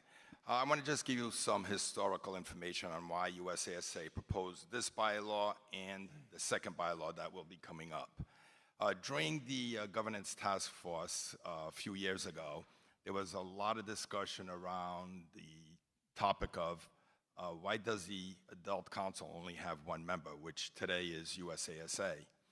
And during the conversation, and I heard what a lot of people were saying, I made a commitment that we would definitely take a look at opening the doors to allow more members into the Adult Council. This is one of the 2 proposals that I think would start to achieve more members into the Adult Council. So what we did is we looked at a number that we thought was a feasible number of adult players in the United States, which we came up with the number of 300,000. We really believe that 300,000 is a number of adult players that could easily be registered in the space of the adult soccer world. And we divided that number by 2 at 150 to make it feasible that possibly a second national association could achieve that number to become a national association, and thus the number of 150,000. So I just wanted to give you that historical information and hope that you would vote in the affirmative. Thank you. Is there any further discussion? All right, hearing none. The question is on adoption of the proposed amendment to Bylaw 109, Section 18, as found in the Book of Reports. Bylaws Section 10, subsection F. The motion requires a 2/3 vote for adoption, and the vote will be taken electronically. Are you ready for the question? Ms. Mullenix, please proceed with the vote. Bylaw 109, Section 18, 1 yes, 2 no. Voting is open.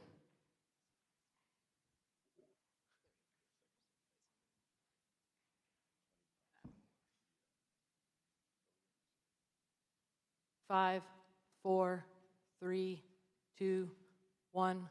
Voting is now closed. There are less than 2/3 in the affirmative, and the motion is lost. Bylaw 109 will remain unchanged. The next item for consideration is the amendment to Bylaw 312, Section 3, proposed by the Youth Council. It is included in your Book of Reports in the Bylaws section, Section 10, subsection G. The proposal is to increase the number of commissioners in the Youth Council. The Rules Committee's rationale is printed in the Book of Reports as well. The question is on adoption of the proposed amendment as found in the Book of Reports. Is there any discussion? Hey, Greg. Yes. Todd? I'm Todd Lockhart with U.S. Youth Soccer. The purpose of this amendment is U.S. Youth will work collaboratively with U.S. Club, AYSO, to select one of each, a referee, a coach, and an athlete for this amendment. All right. Is there any other discussion? Recognize the member. Yes, Curtis Regroot, New York West State Youth Association.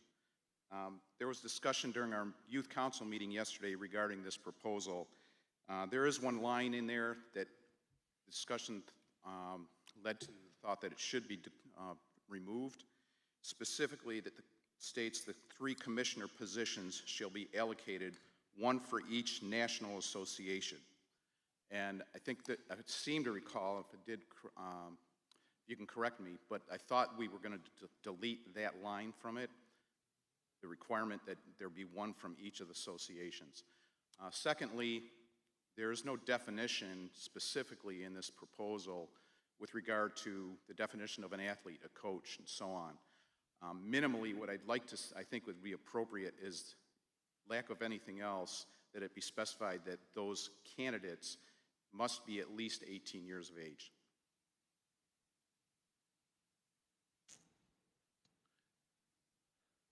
Is there any discussion or motion? Greg, I'll speak to, as Pete said yesterday in the Youth Council meeting, they left that open so that we could work collaboratively to select that athlete to be on there. I mean, I don't think it's realistic to expect someone less than 18 years old to devote the time and effort. And I think realistically, it gives us the freedom to collaboratively work together to select the right person for that position. Thank you. John, Chair recognizes John Collins. Greg, I might be misremembering, but I believe there's something in our bylaws that already requires certain positions to be held by somebody of at least 18. Yes, there is other positions, but I'm not sure about the commissioners. Okay, but it would be consistent. Certainly the Youth Council could adopt a rule that says that you have to be 18 without it being specified in the bylaws. Correct. Is there any other discussion? All right.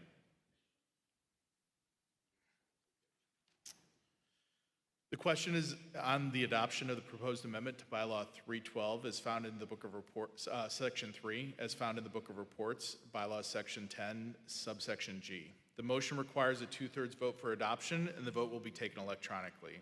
Are you ready for the question? Ms. Mullenix, please proceed with the vote. Bylaw 312, Section 3, 1 yes, 2 no. Voting is now open.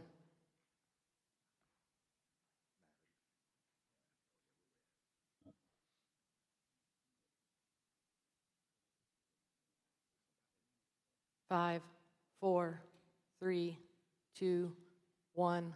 Voting is now closed. The vote is 77.91% of the weighted vote in favor and 22.09% opposed. Therefore, there are 2/3 in the affirmative, and the motion is adopted. Bylaw 312 is amended as proposed. All right. The next item for consideration, let's see here, make sure I'm on the right spot. The next item for consideration is the amendment to Bylaw 312, Section 3D, proposed by the Youth Council as well. It is included in your book of reports in the bylaws section, Section 10, subsection H. The proposal is to amend the term of the commissioners in the Youth Council. The Rules Committee rationale is printed in the book of reports as well with the bylaw. The question is on adoption of the proposed amendment to Bylaw 312, Section 3D, as found in the book of reports. Is there any discussion? Todd?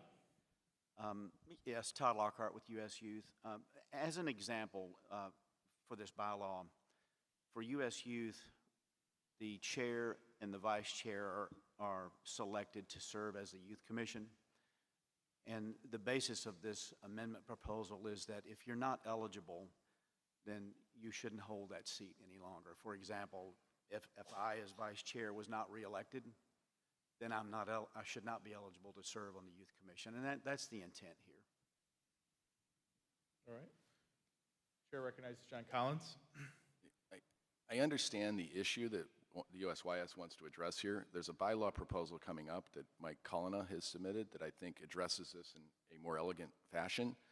The issue has been that people have lost their seats or they're termed out of their seats at USYS, but when they're elected as to the board of directors of US Soccer, it's from the Youth Council as a whole, which means they've been elected, they're not just by USYS, but they've been elected by US Club and AYSO, who also have votes at the Youth Council. And I think that having people, because you lost your seat at USYS, to say you can't serve at the board of directors anymore, I think diminishes the role of the Youth Council and the input from the minority members of that council.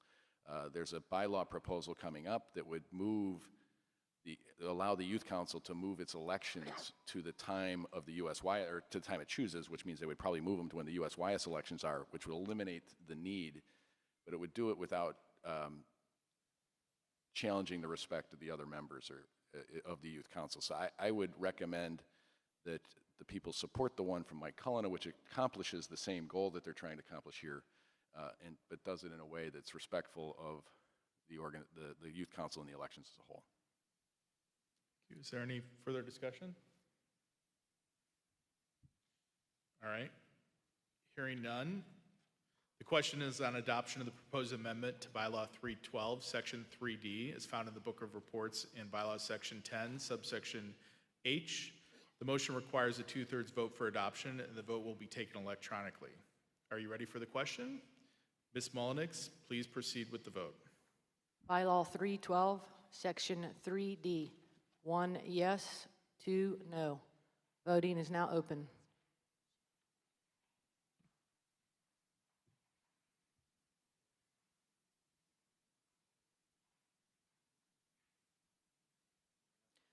Five, 4, 3, 2, 1. Voting is now closed. There are less than 2/3 in the affirmative, and the motion is lost. Bylaw 312 will remain unchanged. The next item for consideration are the amendments proposed by Mike Cullina. This is included in your book of reports, and these bylaw amendments are to 312, sections 2A and 3D, bylaws 313, sections 2A and 3D, bylaw 412, sections 4 and 5, and those amendments are included in your book of reports, bylaws section 10, subsection I. The proposal is to add to the responsibilities of the youth and adult councils and establish a date for and allow the councils to establish a date for the annual meetings of each council. The Rules Committee rationale is printed in the book of reports. The question is on adoption of these proposed amendments taken together as they are found in the book of reports in bylaws section 10, subsection I. Is there any discussion? Mike? Colin? Yeah, first of all, I'd just like to recognize the new spirit of collaboration and John Collins referring to something I wrote as elegant. So thank you, John. And he said it better than I could as to what the intent of this proposal is. Is there any further discussion? All right. The question then is on the adoption of the proposed amendments to bylaws 312, section 2A and 3D, bylaws 313, sections 2A and 3D, bylaw 412, sections 4 and 5, as found in the Book of Reports in the bylaws section, subsection 10, subsection I, taken together. The motion requires a 2/3 vote for adoption, and the vote will be taken electronically. Are you ready for the question? Ms. Mullenix, please proceed with the vote. Bylaw 312, Section 2A, 3D. Bylaw 313, Sections 2A and 3D. Bylaw 412, 4 and 5. 1 yes, 2 no. Voting is now open.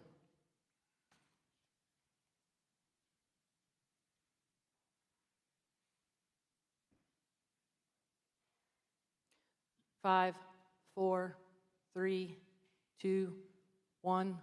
Voting is now closed.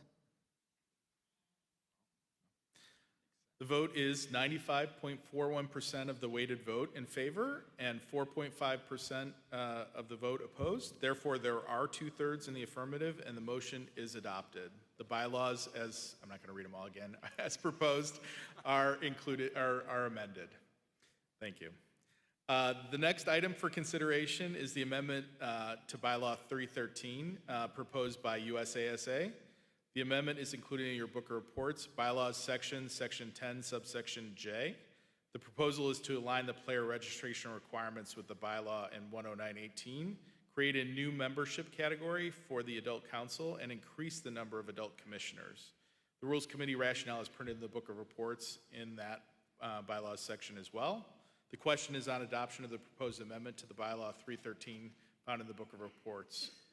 Is there any discussion? John Mata? Yeah, hi once again. I already gave you historical information on why we proposed these, and we again felt that in order to be more inclusive in the Adult Council, that we would come up with a new category, which is an affiliate member of the Adult Council, which would only require members to have 20,000 members to become a member. And with that, we would also ask that we add another commissioner seat to give that commissioner seat to that new member. So I would ask for your vote on this proposal. So I'll recognize the member. Craig Scriven, USSA. Firstly, a little historical. If I ever thought I'd stand up here working alongside Richard Groff, that years ago when I first met him, I wouldn't be here. Richard has worked on this. He's been a great person over the years to get to know. John, alongside him over the years, we've grown a lot closer together. This proposal would primarily affect us and joining the Adult Council, but it's something we want to collaborate with, we want to work together, and as we all speak about growing the game, I think open lines of communication between members and working together in programming and seeing how we can benefit the game is definitely good for the game. So I'd speak alongside John on this and ask for your vote. Thank you. I don't usually do this, John, but I'm going to ask if you're willing to consider a friendly amendment, only in the sense that it has the 150,000 player amendment in there still. It's in the section in the bylaws related to the definition of national associations. Okay. Would you consider removing that amendment and voting on the bylaw as amended? Yeah, I would accept it. All right, thank you. Greg, if I could. Oh, yes, John, sorry. Yeah, I would like to echo Craig's comment and applaud and thank U.S. Adult Soccer for working to open the Adult Council to let in a new category of membership. But I would like to also say that this is like a first step. It's kind of half a loaf. They're letting them come in as a national affiliate to participate in the Adult Council in yesterday's meetings of the Adult Council. But they have not, and I'm hopeful and optimistic once they work together, maybe they'll be coming back to us and ask that they let them be recognized in the Adult Council voting mechanism, which is in this body today. This proposal doesn't go that far, but this is a nice first step, and hopefully as they work together and get collaboration, they would consider that. Thank you. Is there any further discussion? I'm just going to clarify that there was a friendly amendment, so we're voting on the bylaw as amended. It won't include the reference to the 150,000 registered players as the definition of national association in Bylaw 313, Section 1B. That amendment has been removed. The rest of the amendment will stand. All right. Sorry, I got to go back to my information. So the question is on the adoption of Bylaw 313 as amended. The motion requires a 2/3 vote for the adoption, and the vote will be taken electronically. Are you ready for the question? Ms. Mullenix, please proceed with the vote. Bylaw 313 as amended, 1 yes, 2 no. Voting is open.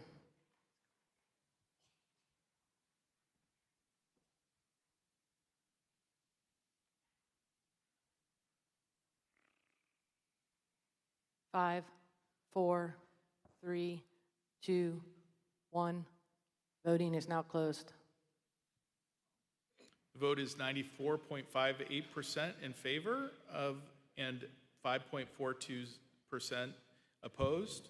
Therefore, there are 2/3 in the affirmative, and the motion is adopted. Bylaw 313 as amended is amended as proposed. Thank you. All right. We're done with the bylaws. That's the good news. So we'll keep.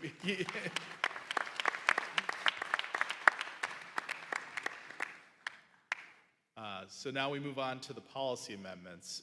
These are included in your book of reports, and we have a slightly, I guess, unusual. It hasn't come up before this body in a while for a vote. A change to our fees. So included in your book of reports, section 11 is the policy amendment to lower the fees for adult players from $2 to $1. Since this is amendment to membership fees, it must be recommended by the board and approved by the National Council by a 60% vote pursuant to Bylaw 214.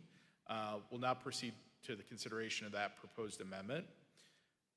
The item for consideration is as described. The amendment was recommended by the board to the National Council on January 19th of this year.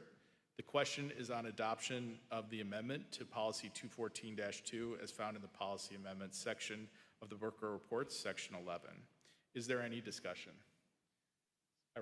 Chair recognizes Cindy Cohn.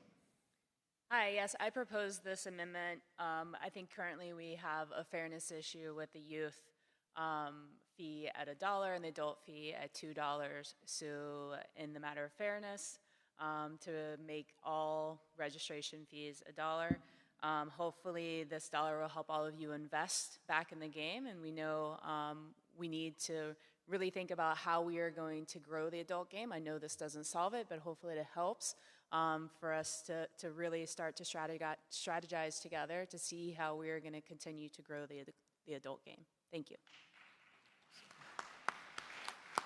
Thank you. Chair recognizes the member.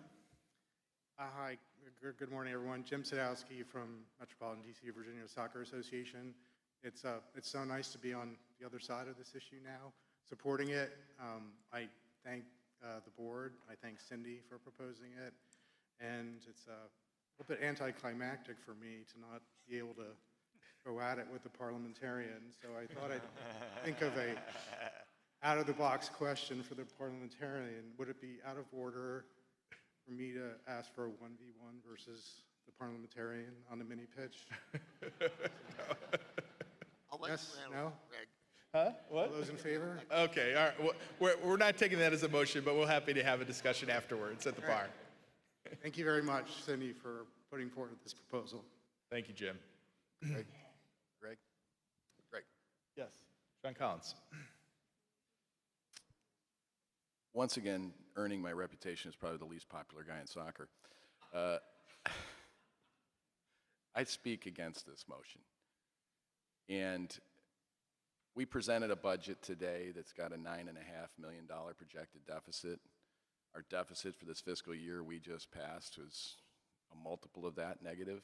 We'll see exactly what it is at the end of this month.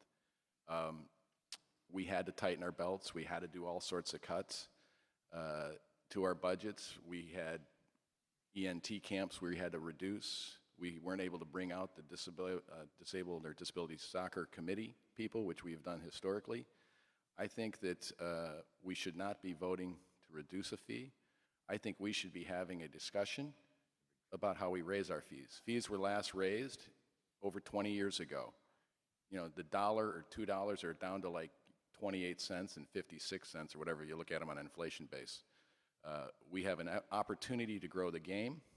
We need to grow it at the grassroots. It's going to take all of us working together. And I don't believe that setting the precedent of now cutting fees is what's going to get us to grow the organization. I would respectfully vote that you vote against this so that we can then move forward together on trying to figure out how we improve our organizations altogether. Is there any other discussion? Okay.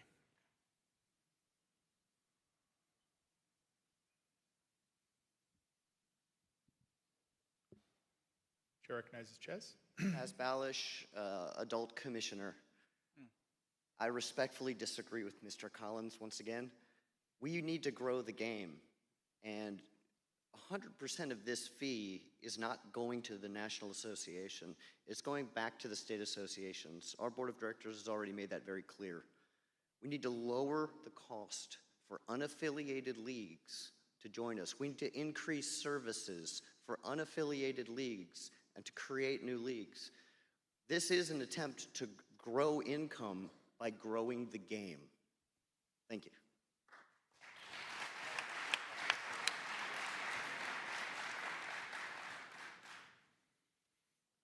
Any further discussion? Hearing none. The question is on adoption of the proposed amendment to policy 214-2 as found in the policy amendments section of the Book of Reports. This motion is a motion that requires 60% of the vote for adoption, and the vote will be taken by keypad. Are you ready for the question? 60%. 60% vote, yes, to be clear.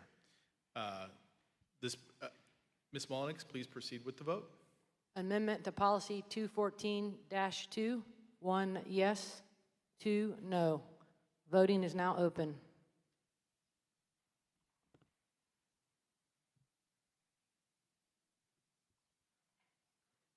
Five, 4, 3, 2, 1. Voting is now closed.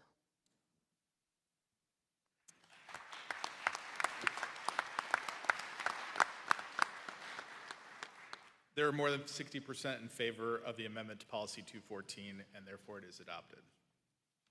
All right. I'm going to try and take all the amendments to the policies. The next topic is the affirmation of policies as adopted by the board throughout the year, found in the Book of Reports, section 12. I'm going to try and go ahead and take those all together. It's proposed to consider that affirmation, together en bloc under the current consent agenda procedure. These are amendments to policies or new policies adopted by the board, including, I apologize for the long list in advance, 105, 411-2, 431-1, 501-1, 701-1, 702-1, 703-1, and 1024-1, 212-13, 521-1, 521-2, and 531-1. There's no objection to the board's amendments to the policies or new policies adopted by the board over the course of the year. We will approve them en bloc. Is there an objection? Just one question. Sure. Tom Moore, California Soccer Association North and USASA Region 4 Deputy Director. Questions about the ratification of the policy change to U.S. Soccer Policy 531-1. 531-1 is a policy that creates state referee committees. Some of the state referee committees in Region 4 have asked about the intent of the proposed revision that allows U.S. Soccer National Associations to appoint a person to each state referee committee in states that the National Association operates in. So the question is, what is the intent of the provision regarding the voting or non-voting status of such appointees on a state referee committee? What was the intent with respect to who would be determining that voting status? Thank you. Thank you. Let Bill Taylor, who originally proposed the policy, address that. Was actually the referee working group that was a collaboration of board members, SRAs, and REFCO members as well, so it wasn't my proposal, it was a large group of us. But the intent behind it was just as a low-hanging fruit proposal to increase collaboration amongst our national members, to allow a seat at the table so that all of our members have an opportunity to have their voice heard, basically, and have input and a seat at the table. So as far as the voting part of it that you're referring to, we left that up to the individual SRCs to have flexibility in that decision. We felt that it was most important to not get caught up on voting, non-voting, but rather to have representation and a seat at the table. So that's the intent of it. I hope that answers it. We can potentially, so if everybody wants to do that, we can. I just want to make sure there's no other objections to any other policies. Yeah. Gus Bender? Yeah, Gus Bender. I have a concern about this particular section. I agree with the idea we need to work all together in terms of running these programs, especially referees. I think it's a very important aspect of it. But 531 has some major issues, and I think we should address the whole policy of 531 and maybe go back and investigate as to how we can include and bring everybody into that program. Because at this point, part of it, in terms of, there's also, I think, some legal issues because some of the SRCs are, separate independent corporations that have boards, officers, and also we have financial implications here. So I think in general, the idea, I encourage it and I support it. However, I feel at this point, I think it's sort of a Band-Aid approach. And as Mr. Taylor said, it's an effort to bring inclusiveness into the program, and I agree, but I think we should really take another look at 531 altogether and come back and review and come up with some ideas that address today's world that we're in, really, in terms of SRAs, SYRAs, and so forth. So incidentally, Audie, the Federation, in terms of their referee program, they're actually reducing some of the individuals that are involved in I think particularly about the SDI and also the development or mentor. So there is actually an effort to reduce the number that is involved. So I would say at this point, I would like to see this sort of removed and addressed in a more detailed manner so we can address our needs for the future. Thank you. Thank you, Gus. So I haven't heard any other objections to the other ones. So what we're going to do is from en bloc consideration, remove 531-1, and we'll consider that separately since there's no objections to any of the others. So since there's no objections to any of the others, and apologize, I just needed to read it for the record, the policies that were adopted by the board, or the new policies adopted by the board, of the amendments to policies, including 105, 411-2, 431-1, 501-1, 701-1, 702-1, 703-1, and 1024-1, 212-3, 521-1, and 521-2 are hereby approved en bloc. So those have been ratified. And then we are going to separate out 531-1 for consideration now. So is there any other discussion about policy 531-1? Greg? Yes. Gus, I appreciate your comments, and Tom, I think that it was answered as to how to do it. What I would ask the body is that referee issues are always difficult in how we work forward with them, but I think that we should not let perfect be the enemy of the good. I think that this is a significant improvement in helping in the referee, but we'd all acknowledge there's more work to do. So we could do what Gus is asking, but we should do this first to make sure we have better representation on the referee committee and everybody that's using the referees to help us grow the program. Is there any other discussion? All right, hearing none, the question is on affirmation of the amendment to policy 531-1 as found in the board-approved policies section of the Book of Reports. This motion requires a majority vote for adoption, and the vote will be taken by keypad. Are you ready for the question? Ms. Mullenix, please proceed with the vote. Amendment to Policy 531-1. 1 yes, 2 no. Voting is now open.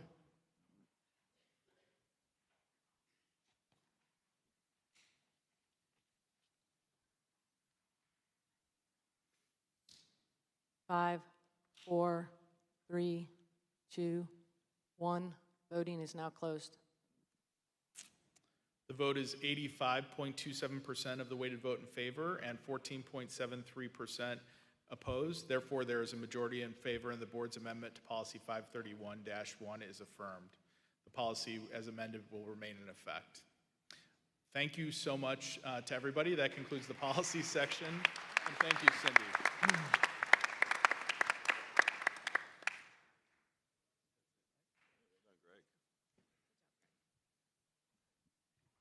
All right, thank you, Greg, and thank you to everyone. I appreciate everyone's work today, and as I said earlier, I am just incredibly excited about our future.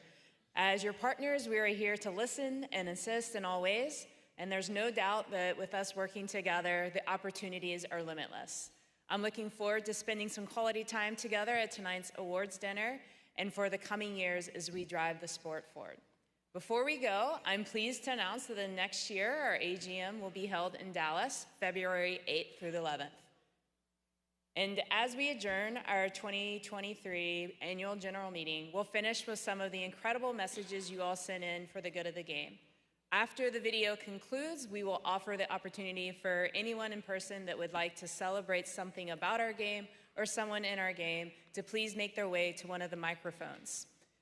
And post-meeting, once we are adjourned, there is a pitch just outside the lobby. And I hear there's some bets going on, Athletes Council versus the Adult Council. So put your boots on and head out to the field. But please take a look at the board for the videos for now. Greg Smith here, Executive Director of the Maryland State Youth Soccer Association. Thank you to U.S. Soccer for their generous Innovate to Grow Fund grant, helping us to expand our Let's Play after-school program.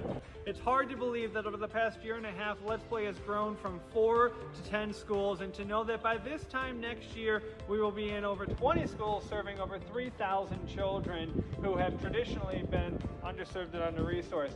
The program works. Title I and community schools have funding available. All that is needed is great people like you to commit to bringing this program to your local communities. We can make a difference in our communities. We will grow the game of soccer, and everyone at MSYSA believes that we should be doing that together. So send us an email, and we will provide you with all of the program materials in addition to thought partnership, because we are one nation, one team.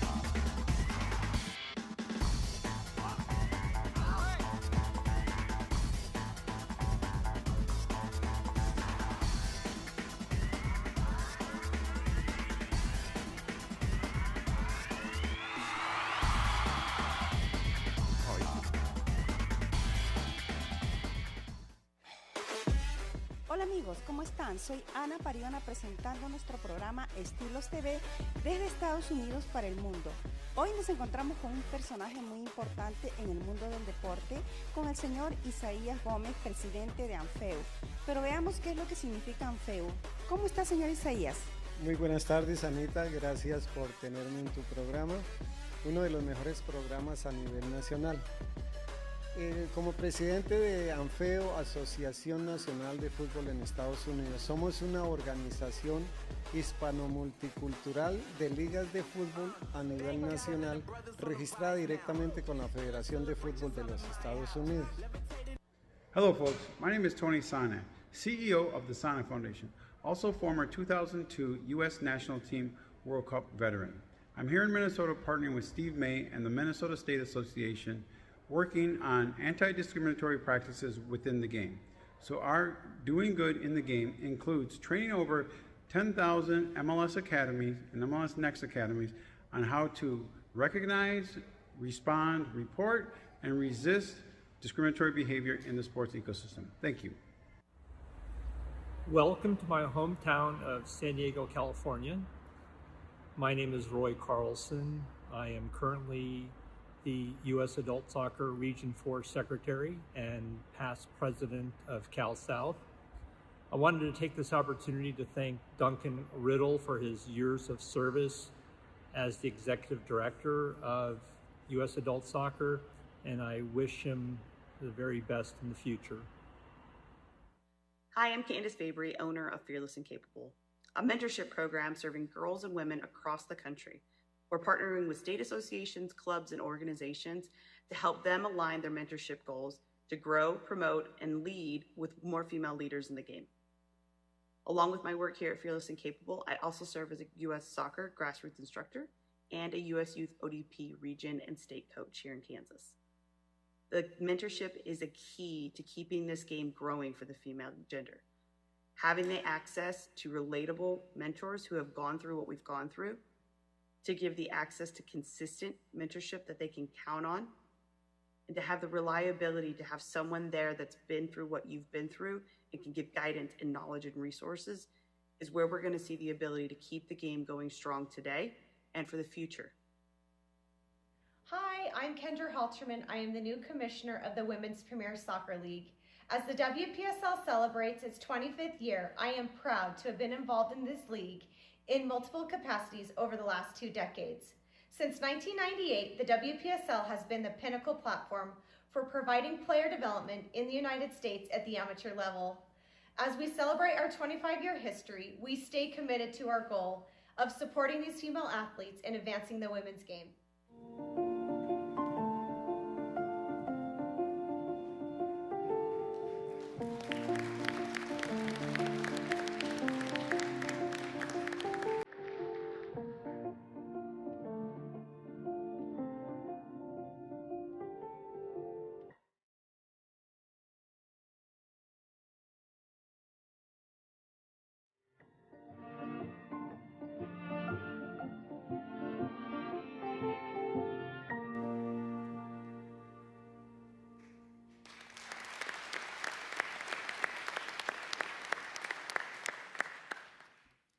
All right, if we have anyone that would like to speak for the good of the game, please make your way to one of the microphones. Hello, Janet Campbell again with North Texas Soccer. First of all, I want to say that I saw a lot of passion in the group about paying the president, and I do know that Cindy has put in a lot of hours and worked hard for us. And I would hope that we do move forward with setting up a committee so that there can be further discussion on how we can help to make that position whole. But I also, for the good of the game, wanted to sincerely thank Cindy, JT, Bill Taylor, and others behind the scenes who have worked to improve the member focus over the last year. I can tell you from the point of view of North Texas, we have really felt that the Federation is behind us, and through the referee program efforts, through the player health and safety program, through the approach to the budget, it was great this year. We really appreciate that, as well as the development of the membership advisory committee. So thank you so much. Thanks, Janet. No worries, I'll continue marching forward as your president. We'll go over here to John. John, you just, I never know where to find you. Go ahead, John. Don't worry, there's still only one of me. Oh, thank God, thank you.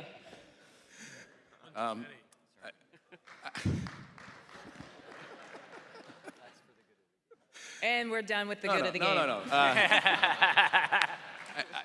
I would like to mention in good of the game to everyone's attention in case people missed it, and congratulate Julianne Sitch, the men's soccer coach at the University of Chicago that won the NCAA Division III title. And an honor.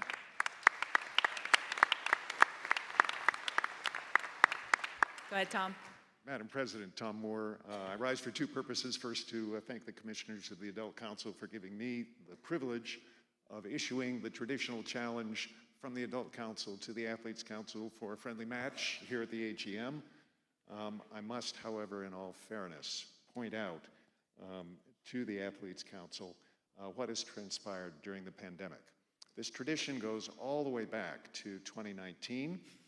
Unfortunately, in that year, the adults did not prevail over the athletes. We tried again in Nashville and got a lot better, but still didn't quite prevail. But 3 years have now gone by. Those members of the Athletes Council are now 3 years older. We, on the other hand, our strategy has been to recruit young new adult council players. So the question today will be whether youth and inexperience is going to prevail over age and experience. Come on out and watch to find out. Thank you.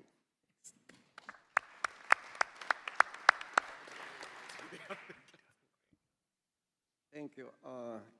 Sport Fans Coalition call on U.S. Soccer Federation to address claim of discrimination. Sport Fans Coalition over the years has called for reforming the governance system of the U.S. Soccer Federation, USSF, to allow for open, fair competition and maximum participation by Americans from all communities. That is why I'm concerned about the claim made by Asociación Nacional Fútbol en Estados Unidos of soccer in the United States about unfair and discriminatory practices by USSF. Isaias, I'm going to cut you off there. This is for the good of the game. There are other ways for you to file a grievance, so I'll ask you to take your seat because this is for the good of the game. You are out of order. Please sit down. Over here to Dave. A couple of things. Having the privilege of working with our independent director over the last year or so, I've been very impressed with his sincerity, his willingness to just invest and actually be available, to have a sense of urgency when things need to be accomplished. And so I wanted to say thank you to Juan Euro.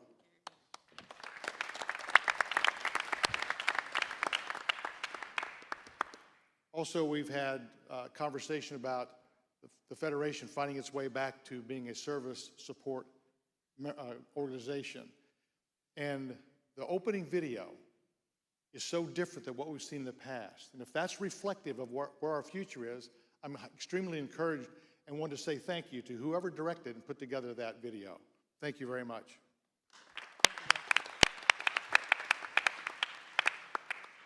Thanks, Cindy. Is there only one of you as well? I'm everywhere, so don't worry about that.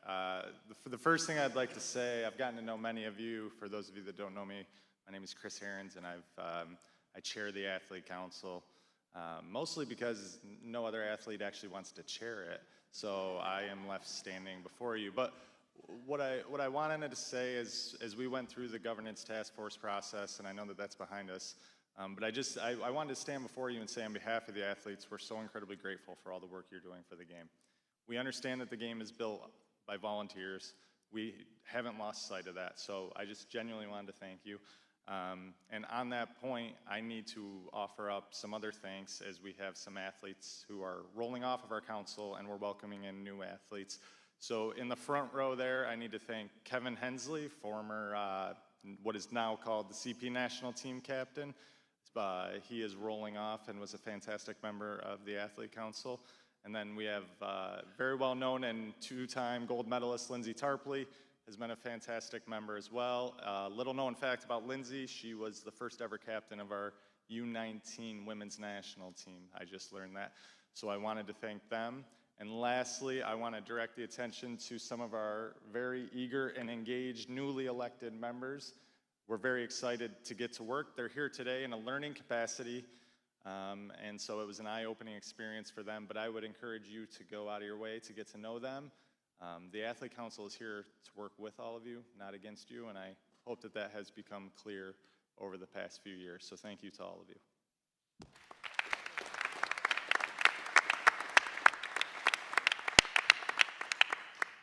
I'm Trip Neal. I'm with USSF Soccer. I just wanted to share that, first of all, our women's deaf national team won the Deaf Olympics this past year. Both the men's and women's teams are preparing this year for the Deaf World Cup in Malaysia, September and October, so all of your support is needed. It was at an AGM, I think it was the one in Hawaii, where I shared, hey, we're always looking for deaf soccer players. They're in your organizations, they're in your affiliations, they're in your leagues, they're on your schools, whatever. And Bill Taylor actually heard that message in Hawaii and came up to me after I spoke and said, hey, I've got a deaf player, and he's actually got a brother. And both of those players are now on our deaf national team. So I wanted to take this opportunity to say, the men and women in your organizations, if you can find them, they're out there, and we would love to include them both within USA Deaf Soccer Association, and then those that are talented with an opportunity to try out for the extended national team. And lastly, I'll just share that there's a deaf referee that US Soccer highlighted, Andrew Kirst, years ago. They did a promotion around his journey, and we are very proud to announce that he's been accepted by the Malaysia Organizing Committee to officiate the Deaf World Cup later this year. So thank you.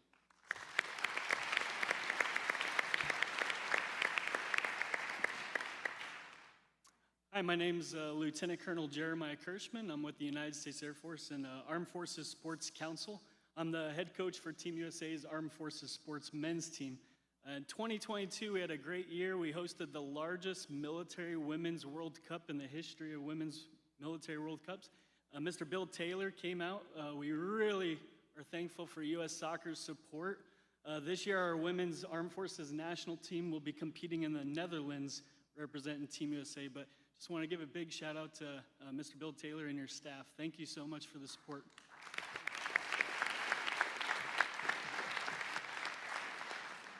Oh my God, bright lights.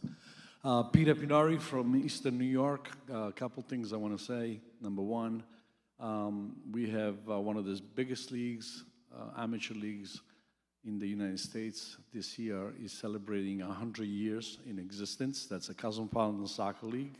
So I think that's a great accomplishment. Also, Eastern New York is celebrating 110 years that we've been around. I think we're one of the oldest state associations in the nation. That's number two. And lastly, I would like to say, I think it's about time that we go back to Hawaii for an AGM.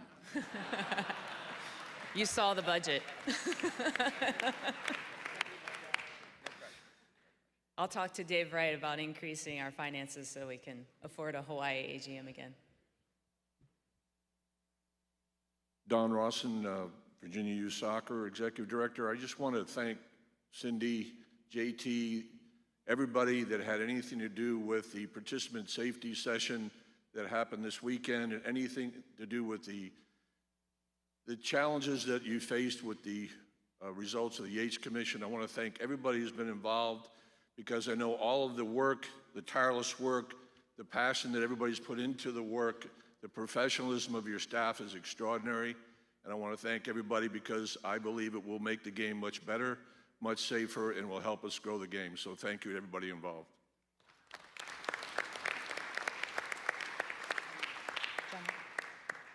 I guess Cindy saves the best for last, right? You're not last. I'm not last. I have one. But you are the best, John. I would expect that from you. So.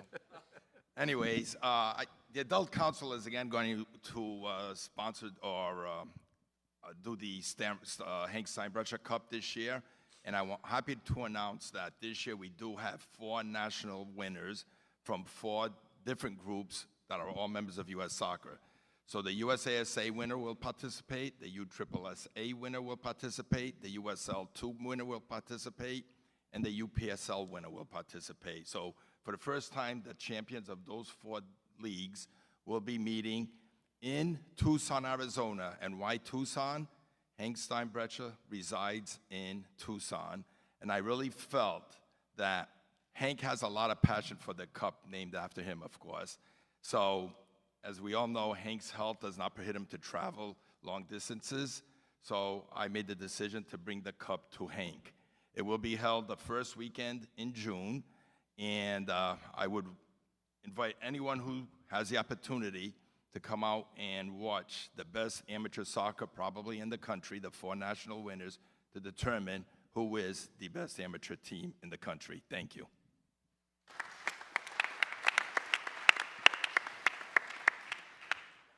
Go ahead, Juan. I like to follow the best. So, John, always happy to be after you. Than me.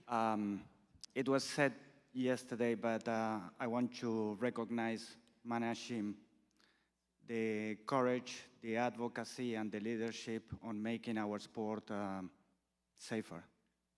Takes a lot of courage, a lot of advocacy, and I have been absolutely impressed to have that leadership in our sport. Thanks, Juan.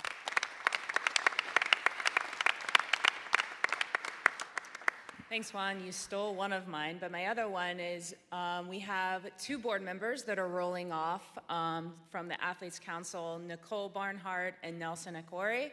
I just want to thank them publicly for their service. They have both been tremendous, tremendous board members, and we will miss them, but we're looking forward to welcoming the 2 new athlete reps to the board. So this adjourns our meeting. Meet you out on the pitch.